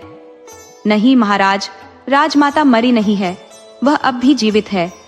अगले दिन सुबह चीकू रानी ने राजा महेंद्र प्रताप सिंह से राजमाता और बड़े महाराज की मृत्यु के बारे में पूछा। महाराज, क्या मैं आपसे एक बात पूछ सकती हूँ? पिताजी, महाराज की मृत्यु कैसे हुई? हाँ छोटी रानी, हम बताते हैं, महाराज ने कहा। पिताजी, महाराज ने जब राज्य का सारा कामकाज मुझे सौंप दिया तो उनके जीवन में करने को कुछ खास नहीं रहा। उन्हें शिकार का बहुत शौक था। राज्य का कार्यभार संभालते हुए भी वे अक्सर शिकार पर जाया करते थे। लेकिन जब उन्होंने सारा भार मुझे सौंप दिया तो उनका शिकार पर जाना और भी बढ़ गया। एक दिन पिताजी महाराज शिकार के लिए निकले। उनके साथ कुछ सैनिक भी थे, लेकिन किसी कारणवश वे शिकार के पीछे एक घोड़ा दौड़ाते हुए काफी दूर निकल गए और सभी सैनिक पीछे रह गए। जंगल बहुत घना था और सैनिक उन्हें ढूंढ नहीं पाए। सुबह से शाम हो गई, लेकिन महाराज का कहीं पता नहीं चला। रात में घने जंगल में खोज करना बहुत कठिन हो गया, तो सेनापति और सैनिकों ने जंगल के बाहर डेरा डाल दिया ताकि सुबह होते ही उनकी तलाश की जा सके। सुबह होते ही फिर से खोज शुरू हुई। काफी खोजबीन के बाद जंगल में एक शव मिला। उसकी स्थिति बेहद भयानक थी। जंगली जानवरों ने शव को बहुत बुरी तरह क्षत विक्षत कर दिया था। पहचानना बहुत मुश्किल था, लेकिन शव पर महाराज जैसे वस्त्र थे और हाथ में महाराज की खानदानी अंगूठी थी। उस वक्त ऐसा ही लगा था कि वह शव महाराज का ही था, जिसे किसी जंगली जानवर ने मार डाला था, जिससे उनकी मृत्यु हो गई। इसके बाद महाराज के शव को राज्य में लाया गया और उनका अंतिम संस्कार किया गया। छोटी रानी, उस समय हम पूरी तरह टूट चुके थे। पिताजी महाराज के निधन के बाद ऐसा लगा जैसे हम अनाथ हो गए हैं। फिर राजमाता ने हमें समझाया, बेटा, अब तुम राजा हो। एक राजा पर कई जिम्मेदारियां होती हैं। अगर तुम खुद को इस दुख की आग में झोंक दोगे तो राज्य का क्या होगा? जैसे तुमने अपने पिता को खोया है, वैसे ही हमने अपने सुहाग को खोया है। हम भी तो अकेले हो गए हैं। अब हमारी भी जिम्मेदारी तुम पर ही है। हम बूढ़े हो चुके हैं और अब हमसे ज्यादा कष्ट सहा नहीं जाता, लेकिन सिर्फ तुम्हारे और तुम्हारे बच्चों के लिए हमने खुद को संभाल रखा है। इसके बाद हमारे कंधों पर जिम्मेदारी का बोझ और बढ़ गया। पिताजी महाराज के जाने के बाद राजमाता ने हमें सहारा दिया था, लेकिन जब राजमाता का निधन हुआ तो हमें लगा कि यह जीवन बेकार है। फिर हमें राजमाता की बातें याद आईं कि राजा का जीवन उसकी प्रजा के लिए होता है। प्रजा की सुख दुख सब राजा के होते हैं। अगर राजा खुद दुख में रहेगा तो प्रजा का ध्यान कौन रखेगा? यही सोचकर हमने फिर से अपने राज्य के कार्यों में खुद को झोंक दिया। छोटी रानी ने फिर पूछा, और राजमाता की मृत्यु कैसे हुई महाराज? महाराज ने कहा, राजमाता एक अत्यधिक पूजा पाठ करने वाली महिला थी। एक दिन राज्य के मंदिर में आग लग गई। आग बहुत भयानक थी और बहुत प्रयासों के बाद भी उसे बुझाया नहीं जा सका। मंदिर के अंदर पुजारी, राजमाता और उनकी 3 दासियां थी। आग में पुजारी और राजमाता का शव तो मिला, लेकिन दासियों का कोई पता नहीं चला। लेकिन महाराज, आपको कैसे पता चला कि वह शव राजमाता का ही था? छोटी रानी ने पूछा। महाराज ने कहा, छोटी रानी, आप कैसी बातें कर रही हैं? क्या हम अपनी माँ को, अपनी राजमाता को नहीं पहचान सकते? शव पर वही वस्त्र थे जो राजमाता ने पहने हुए थे और उनके हाथ में खानदानी मुद्रिका थी। छोटी रानी ने पूछा, क्या उस वक्त मंदिर में और कोई नहीं था? मेरा मतलब, राज्य के लोग भी तो मंदिर जाते होंगे? महाराज ने जवाब दिया, नहीं, वह मंदिर केवल राजघराने के लिए था, किसी और को वहां जाने की अनुमति नहीं थी। राजमाता के जाने के बाद हम बहुत व्याकुल हो गए थे, पूरी तरह से अनाथ महसूस कर रहे थे। पिताजी महाराज के जाने के बाद राजमाता ने हमें संभाल लिया था, लेकिन उनके जाने के बाद हमें लगा कि यह जीवन व्यर्थ है। फिर हमें राजमाता की बातें याद आईं कि राजा का जीवन उसकी प्रजा के लिए होता है। अगर राजा खुद दुख में रहेगा तो प्रजा का ध्यान कौन रखेगा? यही सोचकर हमने फिर से राज्य के कार्यों में खुद को व्यस्त कर लिया। महाराज ने फिर कहा, अब काफी समय हो गया है हमें यहाँ आए हुए। हमारा चीकू का बगीचा तो तैयार हो गया होगा? छोटी रानी ने पूछा। महाराज, आपने चीकू का बाग ही क्यों लगाया? कोई और फल क्यों नहीं? महाराज ने जवाब दिया। छोटी रानी, मुझे चीकू बहुत पसंद है। आपने देखा होगा हम फलों में सबसे ज्यादा चीकू ही खाते हैं। बातों में काफी समय बीत गया था। महाराज ने कहा, आज राजकुमार अधिराज प्रताप सिंह भी आने वाले हैं। उनके गुरु ने उन्हें शिक्षा पूर्ण करा दी है। हाँ, बड़ी रानी महारानी सुजाता के और हमारे पुत्र अधिराज प्रताप सिंह और मछली रानी माधवी और हमारे दूसरे पुत्र शोभित राज सिंह भी गुरुकुल में शिक्षा प्राप्त करने के लिए गया हुआ है। उसकी भी शिक्षा अब बस 4 साल की बची है। महाराज ने कहा, छोटी रानी, राजकुमार के स्वागत की तैयारी करिए। आप तो उनकी छोटी माँ है। चीकू रानी बड़ी रानियों के पास जाती है, लेकिन बड़ी रानी सुजाता नहीं दिख रही थी, केवल मछली रानी माधवी नजर आ रही थी। छोटी रानी ने पूछा, बड़ी दीदी, छोटी दीदी कहाँ है? दिखाई नहीं दे रही है। मछली रानी ने कहा, मंजली दीदी बगीचे में फूल चुनने गई है। राजकुमार अधिराज आने वाले हैं, उनके स्वागत के लिए फूल चुनने गई है। महाराज ने बताया। दीदी, मैं भी बगीचे में चलूं, फूल चुनने में मदद करूं या फिर कुछ और काम कर दूं? बड़ी रानी ने सोचा, आज इसे लड्डू बनवा कर देखती हूं, बड़ी होशियार बनती है। छोटी रानी बोली, हाँ दीदी, हम लड्डू बनवा देंगे। बड़ी रानी सोचने लगी, हे भगवान, मैंने तो इसे कुछ कहा भी नहीं और इसने कैसे सुन लिया? कहीं ये कोई जादूगरनी तो नहीं है? छोटी रानी ने कहा, नहीं दीदी, हम जादूगरनी नहीं है। हमें तो लगा कि लड्डू तो बनते ही है जब कोई अपना आता है या अतिथि आता है। हे भगवान, इसने फिर से मेरे मन की बात जान ली। सुजाता रानी घबराकर चीकू रानी से कहती है, छोटी रानी, बगीचे की तरफ जाइए। चीकू रानी बगीचे की तरफ जाती है, लेकिन वहां उन्हें कोई नजर नहीं आता। पूरा बगीचा घूमने के बाद एक दासी फूल तोड़ती दिखाई देती है। चीकू रानी दासी से पूछती है, मछली दीदी कहाँ है? दासी जवाब देती है, रानी जी, अभी तो यही थी, मालूम नहीं अब कहाँ चली गई है। हो सकता है बावड़ी की तरफ गई हूँ। चीकू रानी कहती है, ठीक है, तुम फूल तोड़ो, मैं देखती हूँ। चीकू रानी पुरानी बावड़ी की तरफ जाती है, लेकिन वहां उन्हें कोई दिखाई नहीं देता। वापस बगीचे की ओर लौटते समय उन्हें कुछ आवाजें और आहट सुनाई देती है। चीकू रानी बावड़ी के नीचे की ओर जाती है, जहां कई दरवाजे हैं जो सभी बंद है। वे हर दरवाजे को देखती है, सब बंद दिखते हैं, जैसे बहुत समय से खोले नहीं गए हों। लेकिन एक छोटे दरवाजे के बाहर कुछ चिंताजनक कदमों के निशान नजर आते हैं, जो दरवाजे तक जाने के हैं पर लौटने के नहीं। चीकू रानी दरवाजा खोलने के लिए हाथ बढ़ाती है, तभी पीछे से वही दासी आ जाती है और कहती है, छोटी रानी जी, चलिए, राजकुमार आते होंगे। महल में राजकुमार अधिराज के स्वागत की तैयारियां पूरे जोर शोर से चल रही थी। चीकू रानी ने बड़ी रानी के साथ मिलकर लड्डू भी बनवा दिए थे। वैसे तो इतनी दासियां थी लड्डू बनाने के लिए, लेकिन एक माँ का दिल अपने बच्चे के लिए खुद ही सब करना चाहता है। चीकू रानी कहती है, मछली दीदी, हम तो आपको बगीचे में देखने गए थे, लेकिन वहां आपको कहीं नहीं देखा। मछली रानी कहती है, छोटी, तुम क्यों देखने आई थी हमें? चीकू रानी कहती है, बस यूं ही दीदी, हमने सोचा कि आपके साथ फूल चुनवा देंगे। और वे गहरी नजरों से माधवी की तरफ देखती है, लेकिन इस समय मछली रानी का चेहरा बिल्कुल सपाट था, उस पर कोई भाव नहीं थे। तभी बाहर से जय जयकार की आवाज सुनाई देने लगती है। बड़ी रानी कहती है, लगता है मेरा पुत्र आ गया। चीकू रानी कहती है, हाँ दीदी, राजकुमार की जय जयकार हो रही है। तभी चीकू रानी को फूलों की टोकरी लेकर आती हुई एक दासी दिखाई देती है, लेकिन यह दासी तो पहले कभी राजमहल में नहीं देखी।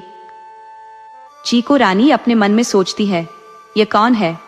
दासी पास आकर माधवी से पूछती है, छोटी रानी जी, ये फूलों की टोकरी कहाँ रख दूं? माधवी रानी बोलती है, शन्नो, अब हम छोटी रानी नहीं है, अब हम मछली रानी है। छोटी रानी तो ये है, चीकू रानी। शन्नो चीकू रानी की तरफ अजीब सी नजरों से देखकर अभिवादन करती है। चीकू रानी शन्नो की तरफ गहरी नजर से देखते हुए पूछती है, मछली रानी, ये कौन है? मछली रानी कहती है, ये शन्नो है, हमारी सेविका। ये हमारे विवाह के समय से हमारे साथ है, क्योंकि ये हमारे मायके से हमारे साथ आई थी। चीकू रानी देखती है कि शन्नो बहुत ही खूबसूरत दासी है, लेकिन उसके मस्तक पर एक काला निशान है।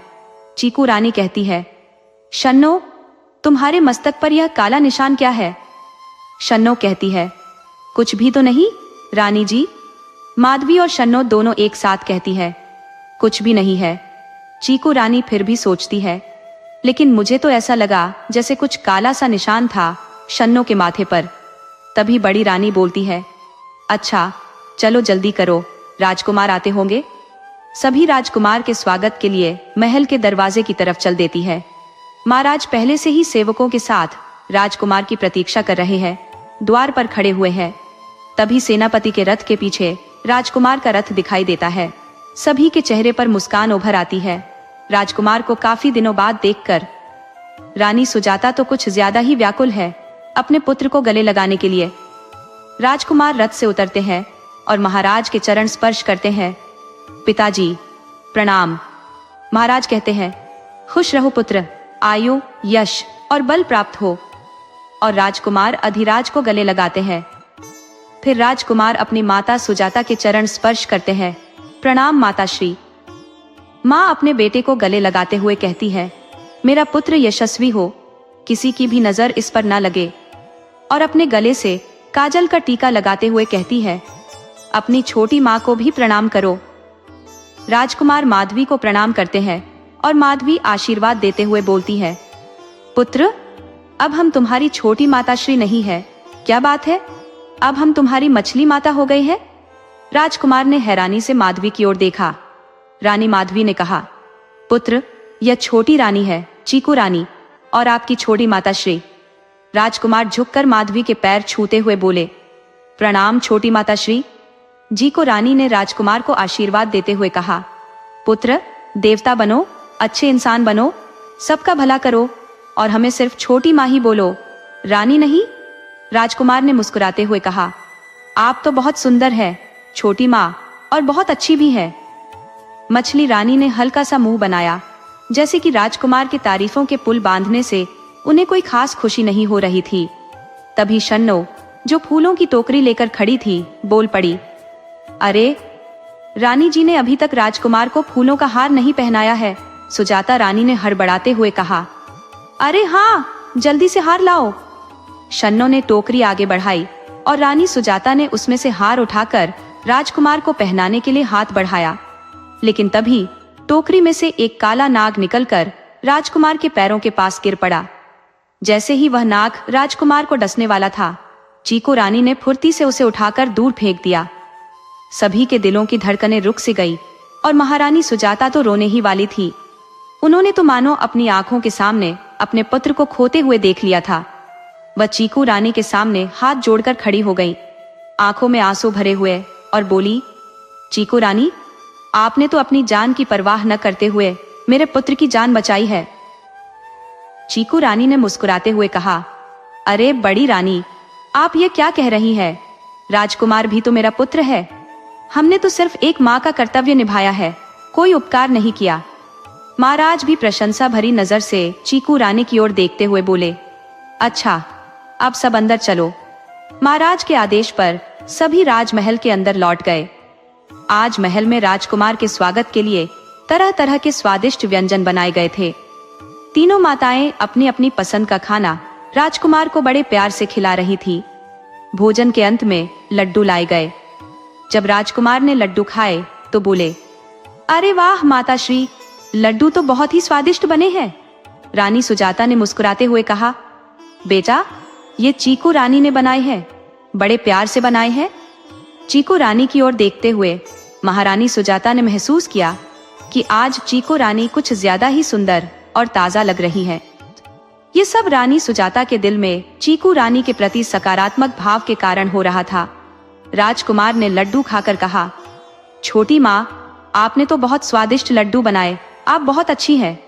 माधवी ने तुरंत बोल पड़ी, अरे वाह, हमें तो कभी अच्छा नहीं कहते राजकुमार। राजकुमार ने हंसते हुए कहा, मंजली माँ, आप भी बहुत अच्छी हैं। भोजन समाप्त होने के बाद जब सभी अपने अपने कक्ष में चले गए तो चीकू रानी सोचने लगी, फूलों की टोकरी में सांप होना कोई साधारण बात नहीं है, इसमें कुछ न कुछ गहरी चाल छिपी है। कहीं किसी ने राजकुमार अधिराज को मारने का षड्यंत्र तो नहीं रचा। चीकू रानी ने तय किया कि आज महाराज तो राजकुमार के साथ व्यस्त रहेंगे, इसलिए मैं अपने आवश्यक कार्यों को पूरा कर लेती हूँ। ये मेरे लिए महत्वपूर्ण समय है। तभी महाराज आ गए और बोले, छोटी रानी, आज तुम अपने माता पिता से मिल आओ। महाराज ने पूछा, चीकू रानी, क्या तुम अपने माता पिता से मिलवाओगी? चीकू रानी ने कहा, महाराज, आपने विवाह के समय कहा था ना कि आप हमारे परिवार के बारे में कुछ नहीं पूछेंगे। महाराज ने कहा, लेकिन छोटी रानी। चीकू रानी ने मुस्कुराते हुए कहा, महाराज, समय आने पर हम सब कुछ स्वयं ही आपको बता देंगे। महाराज ने कहा, ठीक है छोटी रानी, हमें आप पर पूरा भरोसा है, आप बहुत समझदार हैं। चीकू रानी ने महाराज से पूछा, क्या हम जा सकते हैं? महाराज ने कहा, हाँ, आप जा सकती हैं, लेकिन संध्या तक वापस आ जाइए। इसके बाद चीकू रानी अपने माता पिता से मिलने चली जाती है। उनके माता पिता जंगल में कुटिया बनाकर रहने वाले एक जाति के मुखिया थे, लेकिन चीकू रानी उनकी असली संतान नहीं थी। उन्हें तो चीकू रानी जंगल में बेहोश पड़ी मिली थी और उनके पीछे एक विचित्र कहानी थी। चीकू रानी के माता पिता ने उन्हें अपनी बेटी की तरह पाला पोसा। चीकू रानी जंगल में अपने माता पिता के पास पहुंच जाती है, जहां उनका स्वागत होता है। जब चीकू रानी अपने माता पिता से मिलती है तो उनके चेहरे पर खुशी की चमक साफ दिखती है। वह अपने पिता से पूछती है, बाबा, अब आपकी सेहत कैसी है? उनके पिता मुस्कुराते हुए जवाब देते हैं, पुत्री, मेरी सेहत में काफी सुधार है। अब आंखें भी धीरे धीरे ठीक से खुलने लगी है और थोड़ा थोड़ा दिखाई भी देने लगा है। भूख भी लगने लगी है और अपने आप उठने की कोशिश भी करता हूँ, लेकिन जो फल चाहिए वह यहाँ नहीं मिलता और उसी फल से ही सेहत में इतना सुधार हुआ है। अब वह फल कहाँ से लाएंगे? कैसे इंतजाम होगा? चीकू रानी आश्वासन देती है, बाबा, चिंता मत कीजिए, जल्द ही उस फल की कोई कमी नहीं रहेगी, क्योंकि अब उसका बगीचा तैयार हो रहा है। माँ जी को रानी की बातें सुनकर बहुत खुश होती है और कहती है, ये तो बहुत ही अच्छी बात है बेटी, हमें तो उनकी बहुत चिंता रहती है, क्योंकि उन्हीं की वजह से तुम हमें मिली हो, नहीं तो हम तो संतान विहीन ही मर जाते। चीकू रानी हल्की हंसी के साथ कहती है, माँ, जो किस्मत में लिखा होता है वही मिलता है। अच्छा हो या बुरा, मेरा आपकी बेटी बनना आपकी किस्मत में लिखा था, इसलिए मैं आपकी बेटी बनकर ही आती, किसी न किसी तरह। फिर वह आगे कहती है, माँ, अब मैं उनसे मिलूं, शाम तक मुझे वापस भी जाना है। महाराज ने लौटने का समय भी तय किया है और आज राजकुमार भी महल में है। माँ जवाब देती है, ठीक है बेटी, जाओ उनसे मिल लो। चीकू रानी जब कुटिया के अंदर प्रवेश करती है तो वह चारपाई पर लेटी राजमाता को देखकर खुश होती है कि इतनी बीमारी के बावजूद भी उनके चेहरे पर एक अजीब सी तेजस्विता और शांति है। चीकू रानी राजमाता के पास जाकर उन्हें प्रणाम करती है। राजमाता भी आशीर्वाद देती है, लेकिन उनकी आंखों के कोनों में हल्का सा पानी आ जाता है। चीकू रानी उनके पास बैठकर कहती है, राजमाता, आप दुखी मत होइए, आपके कष्टों का समय अब समाप्त होने वाला है, बहुत जल्दी आप राजमहल वापस जाएंगी, ये मेरा आपसे वादा है। राजमाता के चेहरे पर हल्की लेकिन दुख भरी मुस्कान उभर आती है। चीकू रानी उन्हें बताती है, राजमाता, आपके पौत्र अधिराज सिंह गुरुकुल से लौट आए हैं, अब उन्हें शस्त्र विद्या सीखने के लिए आचार्य के पास जाना होगा। यह सुनकर राजमाता की मुस्कान गहरी हो जाती है और उनके चेहरे की पीड़ा कुछ कम हो जाती है। राजमाता अपने छोटे बेटे सुमित्रा के बारे में पूछती है। चीकू रानी कहती है, राजमाता, उनकी सुरक्षा में अभी समय लगेगा, उनसे तो हम अभी तक मिले भी नहीं है। फिर वह पूछती है, राजमाता, आपकी सेहत कैसी है? भूख तो लगती है ना? आप फल आदि ठीक से खा रही है ना? राजमाता बहुत धीरे से जवाब देती है। हाँ पुत्री, अब मैं ठीक हूँ। चीकू रानी मुस्कुराते हुए कहती है, राजमाता आप चिंता मत कीजिए, चिंता तो चिता के समान होती है, आप जानती है ना? राजमाता जवाब देती है, हाँ पुत्री, मैं जानती हूँ। तभी वेद जी आते हैं। चीकू रानी उन्हें प्रणाम करती है। वेद जी आशीर्वाद देते हुए कहते हैं, खुश रहो पुत्री, सदा सुखी रहो। चीकू रानी उनसे पूछती है, वेद जी, इन्हें पूरी तरह ठीक होने में कितना समय लगेगा? वेद जी जवाब देते हैं, इन्हें ठीक तो हो गई है, लेकिन कोई मन की पीड़ा है जो इन्हें पूरी तरह से ठीक नहीं होने दे रही है। चीकू रानी कहती है, जी, अपने परिवार से दूर होना ही सबसे बड़ा गम है। वेद जी सहमति जताते हुए कहते हैं, ये बात तो सही है पुत्री। फिर चीकू रानी विदा लेते हुए कहती है, वेद जी, हमें जल्दी जाना होगा, कोई और बात तो नहीं है, किसी चीज की आवश्यकता? वेद जी कहते हैं, नहीं पुत्री, बस इन्हें नियम से फल खिलाते रहो, ये जल्दी ही पूरी तरह स्वस्थ हो जाएंगी। चीकू रानी वेद जी को प्रणाम करती है। वेद जी फिर से आशीर्वाद देते हुए कहते हैं, सदा सुखी रहो पुत्री। चीकू रानी राजमाता से विदा लेकर जल्दी महल लौट जाती है। चीकू रानी ने राजमाता से विदा लेते समय वादा किया कि वे उन्हें जल्द ही राजमहल में वापस ले आएंगी। चीकू रानी ने कहा, राजमाता, अब हमें चलना होगा, आप अपना ख्याल रखिए। राजमाता ने मुस्कुराते हुए उत्तर दिया, ठीक है पुत्री, आप भी अपनी देखभाल करना। 2 दिन बाद चीकू रानी के कक्ष में महाराज ने पूछा, छोटी रानी, आपके माता पिता कैसे हैं? चीकू रानी ने उत्तर दिया, महाराज, वे ठीक हैं। महाराज ने कहा, अगर आपकी इच्छा होती तो आप और रुक सकती थी। चीकू रानी ने जवाब दिया, महाराज, मैं सभी से मिल चुकी हूँ, अब यहाँ रहना आवश्यक है। महाराज ने कहा, हाँ छोटी रानी, आपके बिना हमें अजीब सा लग रहा है, आप पर ऐसा जादू है कि हमारी स्थिति बदल गई है। चीकू रानी ने विनम्रता से कहा, महाराज, हमने कोई जादू नहीं किया, यह आपकी उदारता है जो हमें सम्मान देती है। महाराज ने फिर कहा, नहीं छोटी रानी, आप इस मान की पूरी हकदार हैं। जब से आप हमारे पास आई हैं, एक सकारात्मक ऊर्जा हमारे चारों ओर फैली है। चीकू रानी ने जिज्ञासावश पूछा, महाराज, ये बावड़ी के चारों ओर इतने सारे दरवाजे क्यों हैं? मैंने कभी इतनी बड़ी बावड़ी नहीं देखी। महाराज ने बताया, ये दरवाजे हमारे पूर्वजों ने इस प्रकार से बनवाए थे ताकि अगर कोई शत्रु हमारे राज्य पर आक्रमण करे तो महल की महिलाएं सुरक्षित रूप से बाहर निकल सके। चीकू रानी ने पूछा, इन दरवाजों से सुरक्षा कैसे संभव है? महाराज ने जवाब दिया, इन दरवाजों के भीतर गुप्त मार्ग है, जिनमें से कुछ दरवाजे भोजन के कमरे में खुलते हैं और कुछ के पीछे सुरंगें हैं जो राज्य की सीमाओं के जंगलों में खुलती है। सुरक्षा की दृष्टि से ये गुप्त मार्ग केवल विशेष स्थानों पर खुलते हैं। चीकू रानी ने कहा, महाराज, यह सुरक्षा व्यवस्था बहुत ही प्रभावशाली है। महाराज ने कहा, हाँ छोटी रानी, आज शाम को राजमहल में उत्सव का माहौल है। युवराज के आगमन की खुशी में मंच पर विभिन्न कला प्रदर्शन चल रहे थे, कोई गाने, कोई नृत्य, कोई बाजीगरी और कोई कठपुतली का खेल दिखा रहा था। इसी बीच मछली रानी माधुरी की तबीयत खराब हो गई और वह अपने दासी सन्नों के साथ उठकर चल पड़ी। कुछ समय बाद चीकू रानी ने सेनापति को भी जाते हुए देखा। चीकू रानी ने सोचा कि आज उसे इन रहस्यों का पता लगाना है। वह चुपचाप उनका पीछा करती है। गलियारे में चलते हुए उन्होंने एक परछाई देखी जो बावड़ी की ओर जा रही थी। उन्होंने परछाई का पीछा करते हुए देखा कि दूसरी परछाई भी वहीं जा रही थी। दोनों परछाइयां एक साथ बावड़ी की ओर बढ़ गईं। चीकू रानी ने दोनों परछाइयों का पीछा किया और देखा कि वे एक गुप्त दरवाजे के पीछे चले गए। अब चीकू रानी के मन में यह विचार था कि यह निश्चित रूप से सेनापति और मछली रानी का रहस्य है। वह सोचती है कि आज तो उसे इन दोनों के छुपकर कहीं जाने के रहस्यों का पता लगाना है। तभी उन दोनों की परछाइयां चीकू रानी की नजरों से ओझल हो जाती है।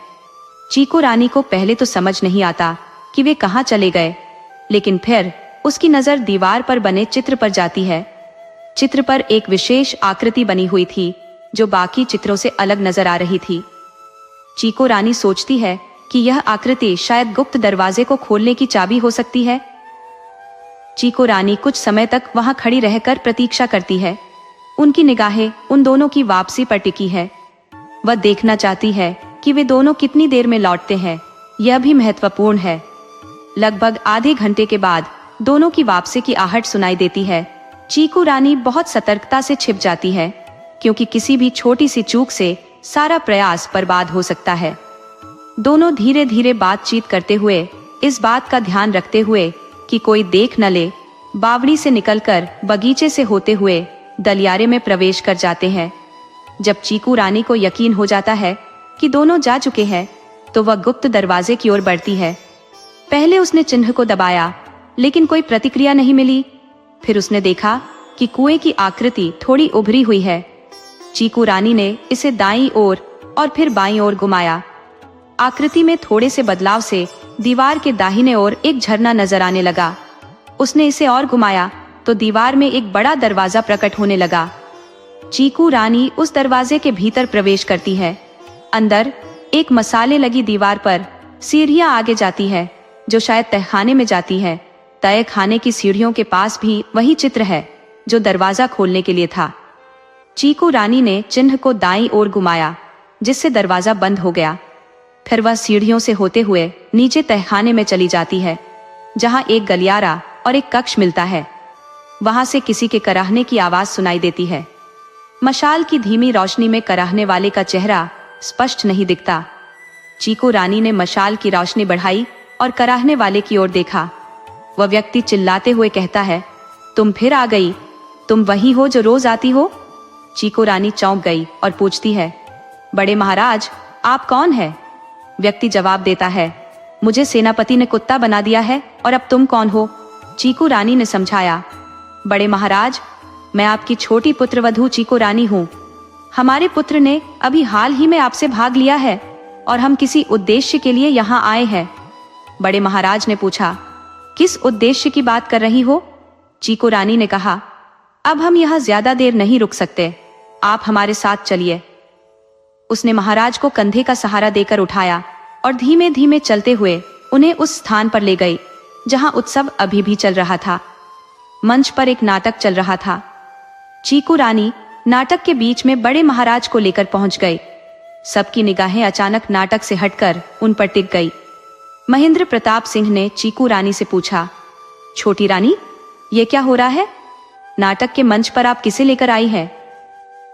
चीकू रानी ने जवाब दिया, ध्यान से देखिए, आप जानेंगे कि आज क्या स्थिति है। मंच पर खड़ा व्यक्ति जब चीकू रानी को दिखता है, तो वहां मौजूद कई लोग, जिनमें सेनापति और रानी माधवी शामिल है, चकित रह जाते हैं। महारानी सुजाता भी दंग है और महाराज की ताज्जुब की कोई सीमा नहीं। सेनापति की हालत तो ऐसी है जैसे उसकी आत्मा ही उड़ रही हो, लेकिन चीकू रानी देखती है कि रानी माधवी के चेहरे पर भय की बजाय आश्चर्य के संकेत है। चीकू रानी सोच में पड़ जाती है कि यह कौन सा रहस्य है। अपराधी भी आश्चर्यचकित है। राजा महेंद्र प्रताप सिंह मंच पर आते हैं, महाराज को एकटक निहारते हैं और फिर पिताश्री कहकर उनके चरणों में झुक जाते हैं। उसके बाद वे अपने पिता को गले लगाते हैं। यह दृश्य देखकर सेनापति धीरे धीरे वहां से हटने की कोशिश करता है, लेकिन चीकू रानी की निगाहें उसे पकड़ लेती है। चीकू रानी आवाज देती है, सेनापति जी, आप कहाँ जा रहे हैं? आप ही हमें बताएंगे ना महाराज? और अन्य सभी के सामने पूरी कथा। छोटे महाराज आश्चर्यचकित होकर सेनापति की ओर देखते हैं। चीकू रानी कहती है, हमारे सेनापति ही इस पूरी योजना के करता है। सेनापति भागने का प्रयास करता है, लेकिन कुछ सैनिक उसे रोक लेते हैं।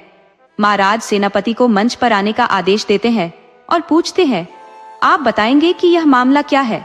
ये पहेली किससे संबंधित है और आपका इस पहेली से क्या लेना देना है? मंच पर आते ही सेनापति बड़े महाराज के पैरों में पड़कर रक्षा की भीख मांगने लगता है और फिर बताता है, महाराज, मैं आपको बताता हूँ कि यह योजना मैंने और सनो ने मिलकर बनाई थी। हम दोनों ने एक योजना बनाई थी जिसमें आपके पूरे परिवार को धीरे धीरे समाप्त करने की साजिश थी। आपके राज्य पर पूरा कब्जा जमाने का षड्यंत्र रचा गया था। बड़े महाराज की मृत्यु एक योजना के तहत हुई थी। उस समय उनकी मृत्यु शेर के पैर से प्रतीत हुई थी, लेकिन वास्तव में हमने बड़े महाराज को बावड़ी की ओर जाने वाले तहखाने में कैद कर लिया था और जंगल में एक सैनिक को मारकर उसकी शक्ल सूरत बिगाड़ दी थी। हमने उसके अंगूठी और वस्त्र भी बड़े महाराज के पहनाए ताकि पहली नजर में पहचानना मुश्किल हो। छोटे महाराज कड़कते हुए पूछते हैं, आपने बड़े महाराज को तहखाने में क्यों रखा? सेनापति जवाब देता है, क्योंकि बड़े महाराज को एक महत्वपूर्ण राज पता था। छोटे महाराज पूछते हैं, कौन सा राज? सेनापति कहता है, खजाने का राज। हमारा खजाना, जो आपके परिवार का खानदानी खजाना है, इसका नक्शा बड़े महाराज को ही पता है, जो हमें यह जानना अत्यंत आवश्यक था। हमने बड़े महाराज को अत्यधिक यातनाएं दी, लेकिन वे बताने को तैयार नहीं हुए। राजा महेंद्र प्रताप सिंह को यह सुनकर अत्यधिक क्रोध आता है और वह अपनी तलवार खींच लेते हैं। तभी चीकू रानी उन्हें रोकते हुए कहती है, रुकिए महाराज, अभी अन्य राज्यों की भी बात करनी है। छोटे महाराज पूछते हैं, और कौन सा राज्य है? चीकू रानी कहती है, इस बारे में अभी पता चलेगा। सेनापति, आपको इन सब बातों को स्पष्ट करना होगा। सेनापति आश्चर्यचकित होकर चीकू रानी की ओर देखता है। चीकू रानी कहती है, हम चले। चीकू रानी ने दूसरे राज्य के बारे में भी जानकारी देना शुरू किया। इस सूचना को सुनकर सभी लोग बेहद प्रसन्न हो जाएंगे। कल महाराज ने पूछा, कौन सा राज्य? चीकू रानी ने जवाब दिया, महाराज, राजमाता भी जीवित है। छोटे महाराज तुरंत चौंक पड़े और बोले, आप क्या कह रही हैं? चीकू रानी की बात सुनकर महाराज, सेनापति और रानी माधवी सभी स्तब्ध रह गए। सेनापति की तो हालत एकदम खौफनाक हो गई, क्योंकि वह सोच रहा था कि राजमाता की तो मृत्यु हो चुकी थी, तो अब वह कैसे जीवित है? चीकू रानी ने स्पष्ट किया, राजमाता जंगल में मेरे माता पिता के पास है। सेनापति जी, आप बताएंगे कि राजमाता को समाप्त करने की योजना किसने बनाई और यह योजना क्या थी? चीकू रानी ने आग्रह किया। सेनापति, बताइए, अन्यथा हम अपनी तलवारें खींच लेंगे। सेनापति कांपते हुए बताता है, महाराज, राजमाता को मंदिर में जलाने की योजना मेरे और सन्नो की थी। हमने अपनी योजना में सफलता भी प्राप्त की थी। चीकू रानी ने आगे बताया कि माधवी रानी की दासी सन्नो रानी माधवी के वस्त्र पहनकर सेनापति से मिलने जाती थी, क्योंकि वह नींद की औषधि देती थी। सन्नो रानी माधवी के वस्त्र पहनकर उनकी वेशभूषा में सेनापति से मिलती थी। उस दिन जब राजमाता मंदिर जा रही थी, सन्नो ने उसे राजमाता की समाप्ति की योजना के बारे में सूचित कर दिया। राजमाता की दासी प्रवाह ने राजमाता को पूरी योजना के बारे में बताया और निवेदन किया कि वह उसके वस्त्र पहन ले, ताकि सेनापति की योजना का खुलासा न हो सके। राजमाता ने दासी की बात मान ली और मंदिर के पिछले दरवाजे से बाहर निकल गई। सेनापति और सन्नो की योजना के अनुसार मंदिर में जो शव मिला वह राजमाता का नहीं बल्कि सन्नो का था। राजमाता जंगल में भटकती रही और कई दिनों तक भूखी प्यासी रही। देवी माँ की भक्त राजमाता की ऐसी हालत देखकर देवी माँ बहुत दुखी हुई। चीकू रानी ने बताया कि देवी माँ के आशीर्वाद से उसे एक दिव्य कन्या प्राप्त हुई। राजमाता ने जंगली जाति के मुखिया और उसकी पत्नी को उसकी परवरिश के लिए सौंप दिया था। जब राजमाता मुखिया से मिली तो उन्होंने चीकू का बाग लगवाया और कहा कि चीकू का नियमित सेवन करने से वह पूरी तरह स्वस्थ हो जाएगी। राजा महेंद्र प्रताप सिंह ने चीकू रानी को धन्यवाद दिया और कहा कि देवी माँ ने उनके माता पिता को वापस लौटा दिया। इसके बाद राजमाता को राजमहल लाया गया और सेनापति तथा सन्नो को काल कोठरी में डाल दिया गया। रानी माधवी ने सन्नो की हाथ काटकर उसे सजा दी। चीकू रानी अब राज्य की सबसे सुंदर और चहेती रानी बन चुकी है। देवी माँ का आशीर्वाद प्राप्त होने के कारण वह जैसे लोगों को नजर आती है वैसी ही बन जाती है। चीकू रानी का असली नाम अब याद नहीं किया जाता, लेकिन राजमहल में आने से पहले उन्होंने देवी माँ के आशीर्वाद से अपना नाम बदलकर चीकू रखा था।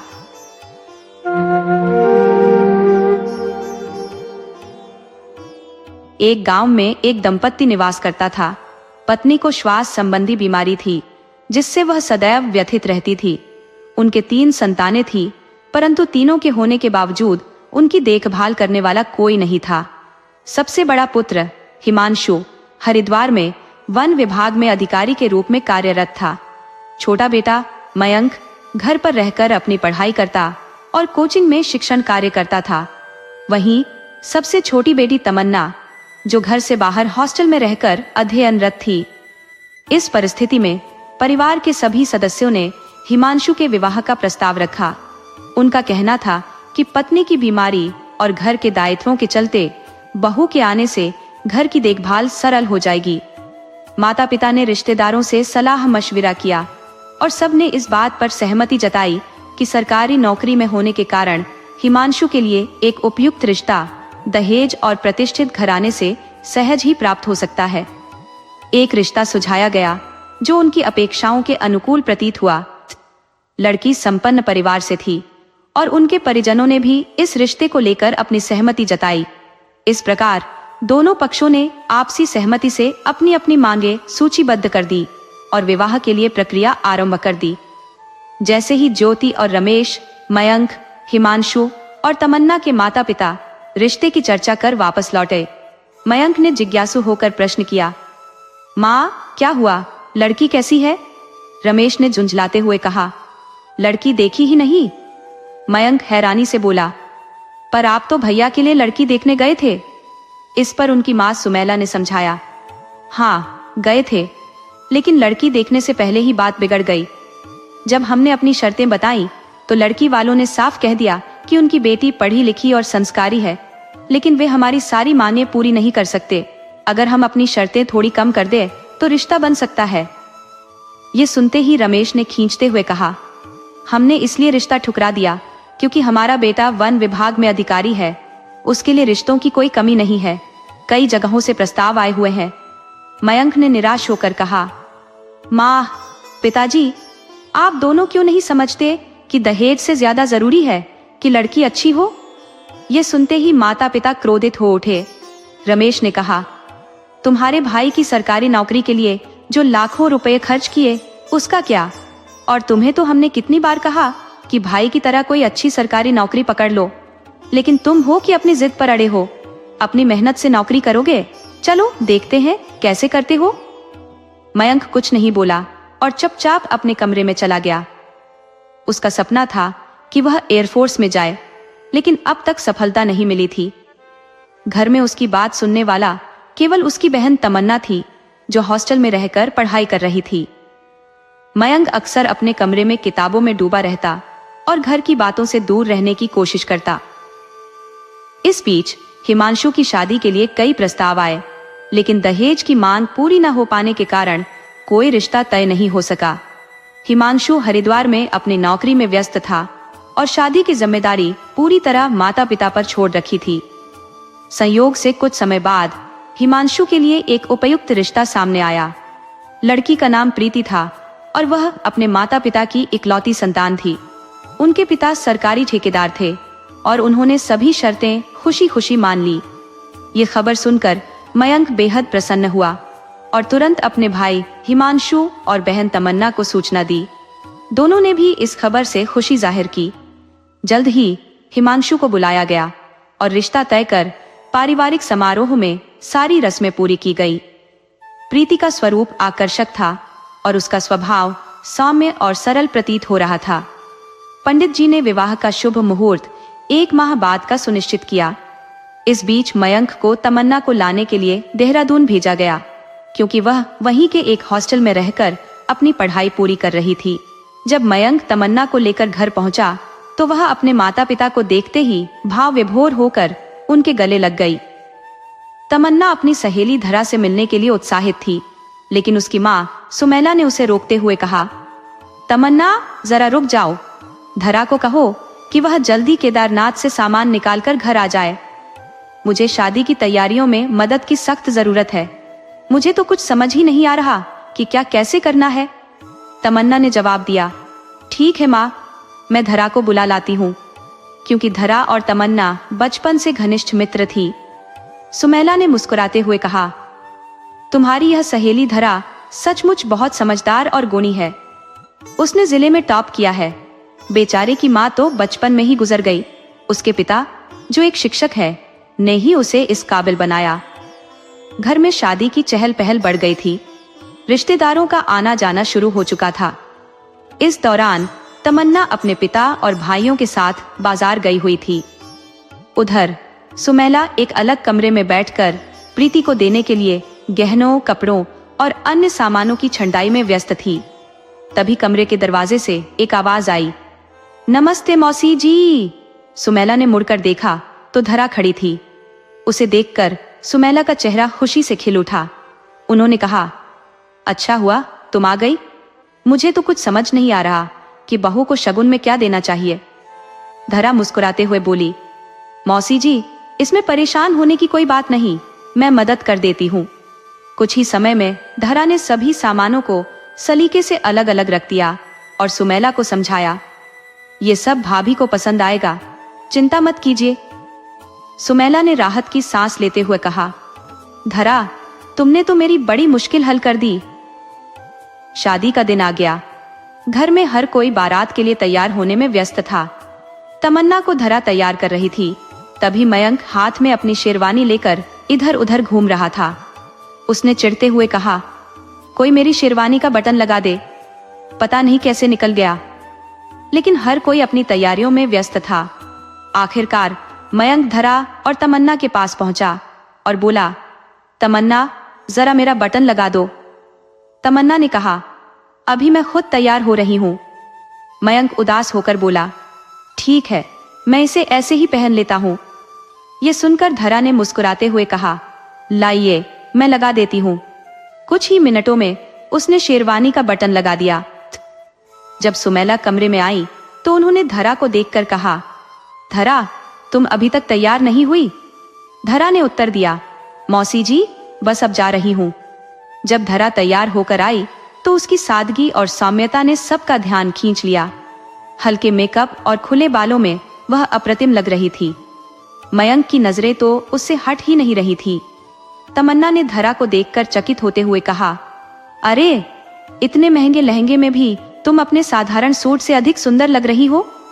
उसकी बात पर धरा मुस्कुराई, लेकिन तमन्ना के मन में यह सवाल बना रहा कि आखिर साधारण वेशभूषा में भी धरा इतनी आकर्षक कैसे लग सकती है। बारात सज धज कर निकल चुकी थी और विवाह की रस्में सजीवता से संपन्न हो रही थी। प्रीति अपनी ससुराल दहेज के भारी भरकम सामान के साथ आई, जिसमें गहने, कीमती कपड़े और अन्य महंगे उपहार शामिल थे। आस पड़ोस और रिश्तेदारों की आंखें चौंधिया गई और हर कोई सुमेला और रमेश को बधाई देने लगा कि उन्हें इतनी योग्य बहू मिली। प्रीति घर के हर सदस्य के लिए सुंदर तोहफे लाई थी। तमन्ना भी प्रीति से मिलकर बेहद प्रसन्न हुई। धीरे धीरे शादी की भीड़भाड़ खत्म हो गई और मेहमान विदा होने लगे। शादी के तीसरे दिन हिमांशु को अपनी नौकरी पर वापस जाना था। उसने शादी के लिए काफी छुट्टियां ले रखी थी। सुमेला ने हिमांशु के लिए सामान तैयार करना शुरू कर दिया। उसी दौरान प्रीति भी अपना सामान बांधने लगी। ये देखकर सुमेला ने चौंकते हुए पूछा, अरे बेटी, तुम क्यों सामान बांध रही हो? प्रीति ने सहजता से उत्तर दिया, मैं हिमांशु जी के साथ जा रही हूँ। सुमेला ने व्यथित होकर कहा, पर अभी तो शादी को सिर्फ 2 दिन हुए हैं, कुछ समय तो हमारे साथ बिता लो, फिर हिमांशु के साथ चली जाना। प्रीति ने हिमांशु की ओर देखा और हिमांशु ने कहा, माँ, प्रीति ने पहले ही स्पष्ट कर दिया था कि शादी के बाद वह मेरे साथ ही रहेगी। सुमेला ने असहाय होकर कहा, पर बेटा, मैं भी तो कुछ समय अपनी बहू के साथ बिताना चाहती थी। कितने अरमान थे मेरे। लेकिन प्रीति ने अपनी बात पर अड़िग रहकर सुमेला की बातें अनसुनी कर दी। अगले दिन हिमांशु प्रीति को लेकर दहेज में मिली कार से सहारनपुर होते हुए हरिद्वार के लिए रवाना हो गया। सुमेला की आंखों में उदासी घर कर गई, लेकिन न हिमांशु ने उसकी परवाह की, न ही प्रीति ने। तमन्ना को भी मयंक हॉस्टल छोड़ने देहरादून चला गया। कुछ दिनों की हलचल के बाद घर में सन्नाटा पसर गया। अब बस सुमेला, रमेश और मयंक ही घर में रह गए। सुमेला की तबीयत खराब होने लगी और मयंक ने घर के काम के लिए एक नौकरानी दामिनी को रख लिया। लेकिन दामिनी का काम सुमेला को कभी पसंद नहीं आता। वह अक्सर उसे कुछ न कुछ सुनाया करती। दामिनी अपने काम में लगनशील थी, लेकिन सुमेला को उसकी हर बात खटकती थी। एक दिन पड़ोस की महिलाएं सुमेला से मिलने आई और मयंक की शादी का जिक्र छेड़ दिया। सुमेला ने खिन्नता से कहा, अब तो मुझे किसी से कोई उम्मीद नहीं रही। जमाना बदल गया है। आजकल की बहुएं पति को ही परिवार मानती हैं। न सास की सेवा का भाव है, न ही परिवार के प्रति कोई लगाव। समय बीतता गया। प्रीति और हिमांशु मेहमानों की तरह आते और कुछ दिन रुककर चले जाते। सुमेला के अरमान मन में ही रह गए। मयंक ने भी फौज में भर्ती के लिए परीक्षा दी और तैयारी में लग गया। एक दिन धरा अपने पिता मास्टर जी के साथ अपने विवाह का निमंत्रण लेकर सुमेला के घर आई। सुमेला ने रमेश को बीच में रोकते हुए कहा, आप लोग साधु में जरूर आइएगा। मयंक, जो मन ही मन धरा को पसंद करता था, धरा की शादी की खबर सुनकर गहरी उदासी में डूब गया। मास्टर जी ने खुद निमंत्रण देने घर पर आए थे। सुमेला ने मयंक से कहा, कम से कम तुम तो चले जाना, मेरी तबीयत तो ठीक नहीं रहती और मैं इस वजह से नहीं जा सकती। परीक्षा की तैयारी के चलते न तो तमन्ना आ सकी और न ही प्रीति, जो धरा की सहेली थी। शादी वाले दिन सुमेला की तबीयत भी खराब थी, जिसके चलते वह इस विवाह में सम्मिलित नहीं हो सकी। मयंक उदासी के साथ तैयार हुआ और शादी में शामिल होने निकल पड़ा। मयंक के जाते ही सुमेला और रमेश बैठकर बातें करने लगे। रमेश ने सुमेला को बताया, प्रीति के पिताजी ने मयंक के लिए एक बहुत अच्छा रिश्ता सुझाया है, बस नौकरी लगने की देर है। यह सुनते ही सुमेला ने पूछा, क्या वे बड़े घर की लड़की है? क्या उतना ही दहेज मिलेगा जितना हिमांशु के विवाह में मिला था? रमेश ने मुस्कुराकर कहा, हाँ, यह रिश्ता उससे भी बेहतर होगा। यह सुनते ही सुमेला का चेहरा खुशी से खिल उठा। उसकी आंखों में गहने और महंगे सामान की कल्पनाएं घूमने लगी। दामिनी ने उसी समय सारा काम निपटाकर खाना बना दिया। सुमेला आज इतनी प्रसन्न थी कि उसने दामिनी को कुछ नहीं कहा। खाना खाते हुए दरवाजे की घंटी बजी। सुमेला ने कहा, लगता है मयंक आ गया। दामिनी ने दरवाजा खोला और सामने का दृश्य देखकर अवाक रह गई। उसने सुमेला को पुकारते हुए कहा, मालकिन, जल्दी आइए। सुमेला और रमेश, जो खाना खा रहे थे, घबराकर दरवाजे की ओर भागे। सामने मयंक और धरा खड़े थे, गले में वरमाला डाले हुए। सुमेला हैरानी से चिल्लाई, ये क्या मजाक है? मयंक, तुम तो धरा की शादी में गए थे, फिर उसे यहाँ क्यों ले आए? सुमेला एक के बाद एक सवाल पूछती चली गई, बिना मयंक को जवाब देने का मौका दिए। रमेश ने सुमेला को शांत करने की कोशिश करते हुए कहा, क्या कर रही हो? पहले दोनों को अंदर तो आने दो। बाहर खड़े खड़े सारी बातें पूछोगी क्या? सुमेला गुस्से में बोली, नहीं, मैं इसे घर के अंदर नहीं आने दूंगी। यह कोई मजाक नहीं है। क्या किसी भी छोटे घर की लड़की को उठाकर लाने पर मैं उसे अपनी बहू मान लूंगी? नहीं, मैं इसे कभी अपनी बहू नहीं मान सकती। मयंक ने आखिरकार चुप्पी तोड़ी। माँ, पिताजी, मेरी बात सुनिए, मैंने यह सब जानबूझकर नहीं किया। आप लोग पूरी बात तो सुन ले। रमेश ने माहौल को समझते हुए सुमेला को एक तरफ बैठाया और कहा, जो हुआ सो हुआ, तुम अपनी सेहत खराब मत करो। मयंक, धरा, तुम दोनों अंदर जाओ, बाकी बातें बाद में होंगी।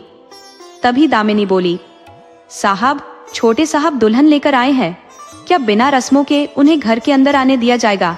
शगुन नहीं होगा क्या?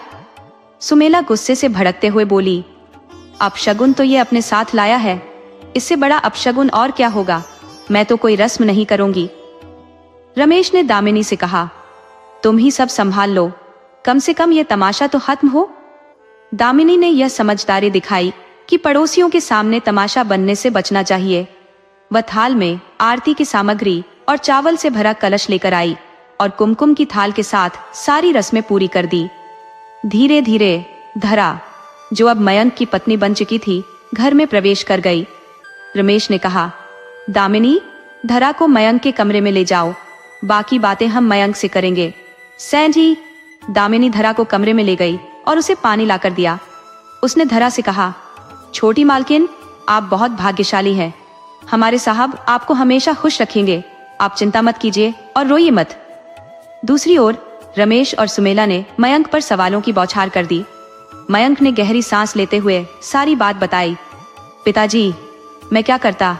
धरा दुल्हन बनकर मंडप में बैठी थी, सभी लोग बारात का इंतजार कर रहे थे। तभी मास्टर जी को फोन आया, जिस लड़के से शादी होनी थी वह किसी और लड़की के साथ भाग गया। मयंक ने अपनी बात जारी रखते हुए कहा, मास्टर जी इस खबर से टूट गए। उन्होंने यह बात सिर्फ मुझसे और अपने कुछ करीबी दोस्तों से साझा की। उन्होंने कहा कि इतनी मुश्किलों से कर्ज लेकर शादी की तैयारी की थी। अब अगर बारात नहीं आई तो समाज क्या कहेगा? मेरी बेटी के बारे में कैसी कैसी बातें होंगी। कौन उससे शादी करेगा? वह कैसे जीवन जिएगी? इतना कहते कहते मास्टर जी रो पड़े और बेहोश हो गए। धरा ने तुरंत डॉक्टर को बुलाया। डॉक्टर ने बताया कि यह सदमे की वजह से हुआ है। उनकी हालत ऐसी नहीं थी कि वे और कोई आघात सहन कर पाते। इधर मंडप में लोग जयमाला का इंतजार कर रहे थे और उधर मास्टर जी की हालत देखी नहीं जा रही थी। मुझे समझ नहीं आया कि क्या करूं। मैंने मास्टर जी से कहा, अगर आप मुझे धरा के लायक समझते हैं तो मैं उससे शादी करने के लिए तैयार हूं। मेरी बात सुनकर उनकी आंखों में उम्मीद की किरण जागी। सभी लोगों को यह प्रस्ताव सही लगा। धरा को जब यह बात पता चली तो उसने कहा, आप दया के कारण इतना बड़ा फैसला मत लीजिए। समय के साथ मैं अपने पिताजी को संभाल लूंगी। मैंने उससे पूछा, क्या तुम मुझे पति के रूप में पसंद नहीं करती? इस पर धरा ने कहा, जो भी लड़की आपकी पत्नी होगी वह अपने आप को सौभाग्यशाली मानेगी। मास्टर जी ने भी धरा से कहा, बेटी, मुझे नहीं पता कि मैं इस दुनिया में कितना समय और रहूंगा। अगर तुम अच्छे घर में चली जाओ तो मुझे संतोष होगा। यह सुनकर धरा फूट फूट कर रो पड़ी और कहा, पिताजी, आपको कुछ नहीं होगा। फिर आवश्यक रस्मों के साथ मेरी और धरा की शादी संपन्न हुई। सुमेला गुस्से में बोली, तूने तो जैसे समाज सेवा का ठेका ले रखा है। क्या हर मुश्किल को अपने गले का हार बना लेगा? रमेश ने उन्हें शांत करते हुए समझाया, जो होना था वो हो गया। अब इन बातों का कोई औचित्य नहीं है। सच को स्वीकार करना होगा। अब सबसे जरूरी ये है कि रिश्तेदारों को कैसे बताया जाए। इसके लिए हिमांशु और तमन्ना से बात करनी होगी। तमन्ना उस समय आ नहीं सकी, लेकिन अगले दिन हिमांशु को बुलाने की योजना बनी। इधर मयंक अपने कमरे में पहुंचा, जहां धरा पहले से बैठी हुई थी। धरा ने उसे देखकर खड़े होकर कहा, क्या आप अभी भी नाराज हैं? मयंक ने हल्की मुस्कान के साथ जवाब दिया, समय के साथ सब ठीक हो जाएगा। वह थोड़ा रुका और फिर बोला, मैं सोफे पर सो जाऊंगा, तुम बिस्तर पर आराम करो। मैं समझता हूं कि अभी तुम्हारे मन की स्थिति कैसी होगी। जब तुम्हें लगेगा कि मैं तुम्हारे पति के योग्य हूं और तुम मुझे मन से स्वीकार करोगी, तभी हमारा रिश्ता पूर्ण होगा। तब तक मैं तुम्हें किसी तरह की बाध्यता में नहीं रखूंगा। रात धीरे धीरे बीत गई। अगले दिन सबके उठने से पहले ही धरा ने नहा धोकर पूजा कर ली। जब सुमेला और रमेश उठे और यह देखा तो वे प्रभावित हुए, लेकिन इसे जाहिर नहीं किया। धरा ने उनके चरण स्पर्श की। रमेश ने कहा, सदा सुहागन रहो। सुमेला ने बेमन से कहा, भले ही मेरी बहू बन गई हो, लेकिन छोटे घर की लड़की को मैं इस घर की बहू नहीं मानूंगी। धरा समझ गई कि उसे इस घर में सबका दिल जीतने के लिए कठिन प्रयास करना होगा। रमेश ने हिमांशु और तमन्ना को बुलाने की बात की। जब तमन्ना को यह सब पता चला तो वह बेहद खुश हो गई। तमन्ना, जो धरा की सहेली थी, अब उनकी भाभी बन चुकी थी। एक शानदार पार्टी का आयोजन हुआ। पार्टी में हर कोई धरा की खूबसूरती की तारीफ कर रहा था। यह देखकर प्रीति को ईर्ष्या हो रही थी। महंगे गहने और शानदार साड़ी पहनने के बावजूद प्रीति का प्रभाव फीका लग रहा था। पार्टी खत्म होने के बाद सुमेला ने धरा को ताने मारने शुरू कर दिए। प्रीति अक्सर अपने दहेज का घमंड करती और धरा पर कटाक्ष करती, लेकिन धरा ने कभी किसी बात का बुरा नहीं माना। समय के साथ धरा ने घर की जिम्मेदारी संभाल ली। सुमेला की देखभाल में उसने कोई कसर नहीं छोड़ी। वह उनकी दवा समय पर देती और उनकी सेवा करती। इसके विपरीत प्रीति ने कभी इस बात की परवाह नहीं की कि सुमेला को किस चीज की जरूरत है। धीरे धीरे सुमेला का स्वास्थ्य बेहतर होने लगा। डॉक्टर भी इस सुधार से खुश थे। मयंक ने भी इस दौरान धरा का भरपूर साथ दिया। समय के साथ मयंक को एहसास हुआ कि उसने धरा के साथ न्याय किया है। दोनों ने एक दूसरे को पति पत्नी के रूप में स्वीकार कर लिया। कुछ समय बाद मयंक ने एयरफोर्स की परीक्षा उत्तीर्ण की। उसे ट्रेनिंग के लिए बुलाया गया। यह खबर पूरे घर के लिए गर्व का क्षण थी। तमन्ना की पढ़ाई उस वर्ष समाप्त हो चुकी थी और वह भी घर लौट आई। अब तमन्ना धरा के साथ ही रहने लगी थी। धरा का मन भी अब स्थिर था। हालांकि मयंक का प्रशिक्षण के लिए दूर जाना उसे भीतर से खलता था। इस दूरी का दर्द तो था ही, मगर मयंक की नौकरी मिलने की प्रसन्नता भी मन में बसी थी। प्रीति और हिमांशु जब आते तो धरा उनका स्वागत पूरे आदर के साथ करती, लेकिन प्रीति के मन में धरा के लिए न तो कभी सम्मान जागा और न ही स्नेह। प्रीति उसे सदैव नीचा दिखाने की कोशिश करती, मानो वह गरीब घर की लड़की होने के कारण उनकी बराबरी के योग्य न हो। एक दिन जब मयंक प्रशिक्षण पूर्ण कर घर लौटे तो पूरा परिवार उनकी बातें सुनने को आतुर था। मयंक ने सूचना दी कि उनकी पोस्टिंग जोधपुर में हुई है। ये सुनकर तमन्ना प्रसन्नता से बोली, अब तो धरा भाभी भी साथ जाएंगी। प्रीति को यह सुनकर जलन होने लगी और उसने तीखे स्वर में कहा, धरा क्यों जाएगी? मां जी का ध्यान कौन रखेगा? तमन्ना मुस्कुराते हुए बोली, आपको कब से मां की सेहत की चिंता होने लगी? आपको तो यह भी पता नहीं होगा कि मां की बीमारी क्या है। धरा भाभी न केवल भैया बल्कि पूरे परिवार को अपना मानकर जीती है। यह सुनकर प्रीति का क्रोध और भड़क गया। उसने व्यंग्य करते हुए कहा, हमने तो ट्रकों भरकर दहेज दिया था, सारी मांगे पूरी की थी। तमन्ना ने तुरंत जवाब दिया, उसी दहेज की लालसा की तो सजा भुगत रहे हैं। तमन्ना के इन शब्दों ने माहौल में ऐसी खामोशी भर दी जैसे किसी चिंगारी ने राख को सुलगा दिया हो। जो माँ और पिता कभी बहू के हाथ का एक निवाला तक नसीब नहीं कर पाए, उनके लिए यह पीड़ा असहनीय थी। आज तक प्रीति ने न तो माँ को अपने हाथ से बना खाना दिया और न ही पानी का एक गिलास। माँ की बीमारियों के दौरान भी मयंक ही उनकी सेवा में रत रहे। ऐसी परिस्थिति में भी प्रीति ने एक दिन के लिए माँ के पास रहने की जहमत नहीं उठाई। परिवार को वस्त्रों और सामग्री से अधिक सच्चे आदर और प्रेम की आवश्यकता होती है। यदि आप स्वयं में वह भाव न रखती हो तो दूसरों को कैसे प्रदान करेंगी? तमन्ना ने क्रोध में प्रीति से यह कह दिया। मयंक ने तेज स्वर में तमन्ना को डांटा, अपनी भाभी से ऐसे बात मत करो। तमन्ना तुरंत पलटकर बोली, भैया, जब शादी के तुरंत बाद प्रीति भाभी आपके साथ रह सकती थी तो धरा भाभी इतने वर्षों बाद क्यों नहीं जा सकती? यह सुनते ही धरा ने बीच में आकर बात को शांत करने का प्रयास किया। उसने गहरी सांस लेते हुए कहा, मैं स्वयं कहीं नहीं जाना चाहती। मेरी माँ तो बचपन में ही चली गई थी। अब जो माँ मिली है उन्हें छोड़कर जाने का ख्याल भी मेरे लिए असंभव है। ये सुनकर सुमेला का मन द्रवित हो गया, लेकिन उन्होंने कुछ नहीं कहा। वहीं प्रीति क्रोध में पैर पटकती हुई अपने कमरे में चली गई। कुछ समय बाद रमेश और तमन्ना रमेश के छोटे भाई के पोते के जन्मदिन के लिए मेरठ चले गए। घर में सुमेला और धरा अकेली थी। एक सुबह जब सुमेला स्नान करके बाहर निकल रही थी तो अचानक उनका पैर फिसल गया। वह बुरी तरह गिर पड़ी, जिससे उनके हाथ और पैर में गहरी चोट आई। गिरने की आवाज सुनकर धरा तुरंत वहां पहुंची। मां को घायल देख वह घबरा गई, लेकिन तुरंत संभली। सुमेला दर्द से कराह रही थी और बोलने में भी असमर्थ थी। धरा ने तुरंत मयंक को फोन किया। मयंक ने कहा, तुम एम्बुलेंस बुलाओ, मैं अभी आता हूँ। धरा ने एम्बुलेंस का इंतजाम किया और अपनी सास को अस्पताल ले गई। डॉक्टर ने जांच के बाद कहा कि हाथ की हड्डी टूट चुकी है और पैर में गंभीर मोच है, ऑपरेशन करना पड़ेगा।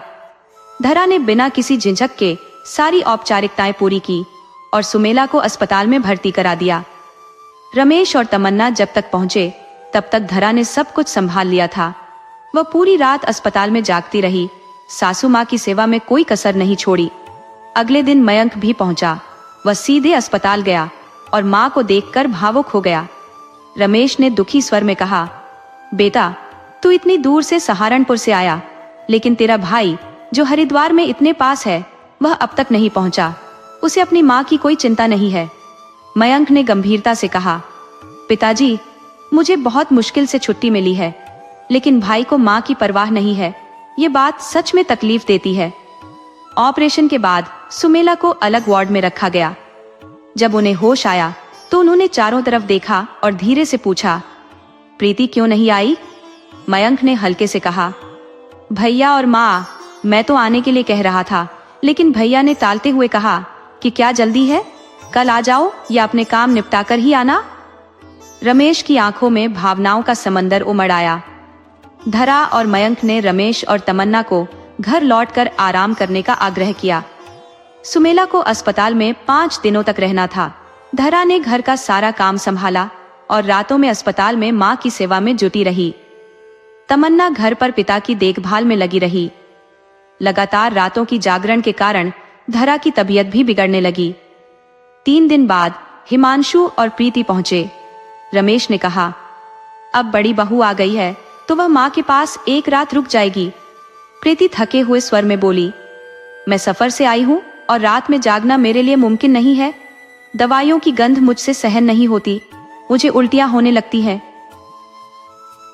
तमन्ना चुभते शब्दों में बोली, मुझे पहले ही पता था कि आप यही कहेंगी। भला बिना धरा भाभी के कैसे कुछ हो सकता है? 3 रातों से तो वो सोई भी नहीं है। प्रीति ने तुनक कर कहा, धरा तो यहाँ है, वह रुक जाएगी। हिमांशु ने प्रीति का पक्ष लेते हुए कहा, प्रीति की तबीयत ठीक नहीं है, वह नहीं रुक सकती। चिंता मत कीजिए, मैं रुक जाऊंगा। रमेश और तमन्ना एक दूसरे का मुंह देखने लगे। सबके चले जाने के बाद सुमेला ने रमेश से गहरी उदासी में कहा, हमने दहेज के लालच में अपने बेटे को पराया बना दिया, अब वह हमारा नहीं रहा। पर धरा बहू होकर भी बेटी के समान है। मैंने उसे कितना बुरा भला कहा, लेकिन उसने कभी जवाब नहीं दिया। सुमेला की हालत में सुधार होते ही डॉक्टर ने उन्हें घर पर आराम करने की सलाह दी। मयंक ने अपने लौटने से पहले एक पुरानी कार खरीदी और घर लाया। रमेश ने पूछा, ये क्यों खरीदी? मयंक ने जवाब दिया, अभी नई कार खरीदने की सामर्थ्य नहीं है। माँ को अस्पताल ले जाना बार बार जरूरी हो सकता है, इसलिए यह सुविधा दी है। साथ ही ड्राइवर भी रखा है ताकि आपको किसी असुविधा का सामना न करना पड़े। धरा यह देखकर प्रसन्न हो गई। तमन्ना ने भी खुशी जताई और बोली, आपने बहुत अच्छा किया भैया। लेकिन प्रीति व्यंग्यात्मक स्वर में बोली, हाँ बैठ जाओ पुरानी कार में, महंगी गाड़ियां तो हर किसी के नसीब में नहीं होती। तमन्ना ने तुरंत पलटकर जवाब दिया, सही कहा भाभी, पति की कमाई से पुरानी कार का आनंद लेना हर किसी के नसीब में नहीं होता। कुछ लोग तो दहेज में मिली चीजों से ही काम चलाते हैं। प्रीति चढ़कर घर के भीतर चली गई। सुमेला के स्वस्थ होते ही उन्होंने धरा को अपने पुराने सोने के कंगन देते हुए कहा, यह कंगन मेरी सास ने मुझे दिए थे, आज मैं इन्हें तुम्हें दे रही हूँ। तुम्हारी सेवा ने मेरा दिल जीत लिया है। तुम मेरी बहू नहीं, बेटी हो। मुझे माफ कर देना कि मैंने तुम्हारे साथ गलत व्यवहार किया। धरा ने सुमेला को गले लगा लिया। ये क्षण उनके रिश्ते को नई ऊंचाइयों पर ले गया। मयंक के जाने से पहले सुमेला ने धरा से आग्रह किया कि वह मयंक के साथ समय बिताए। धरा ने ससुराल और मयंक के साथ अपने जीवन को संतुलित करना शुरू कर दिया। समय के साथ तमन्ना की शादी भी हो गई। हिमांशु और प्रीति ने अलग घर ले लिया और स्वतंत्र रूप से रहने लगे। लेकिन धरा, सुमेला और रमेश एक साथ रहते थे। धरा ने ससुराल और अपने पति के साथ संतुलन बनाए रखा। सुमेला और रमेश की सोच में एक बड़ा परिवर्तन आया। उन्हें एहसास हुआ कि बहू का असली महत्व ऊंची जाति या अमीर घराने में नहीं, बल्कि अच्छे संस्कार और सच्चे दिल में है।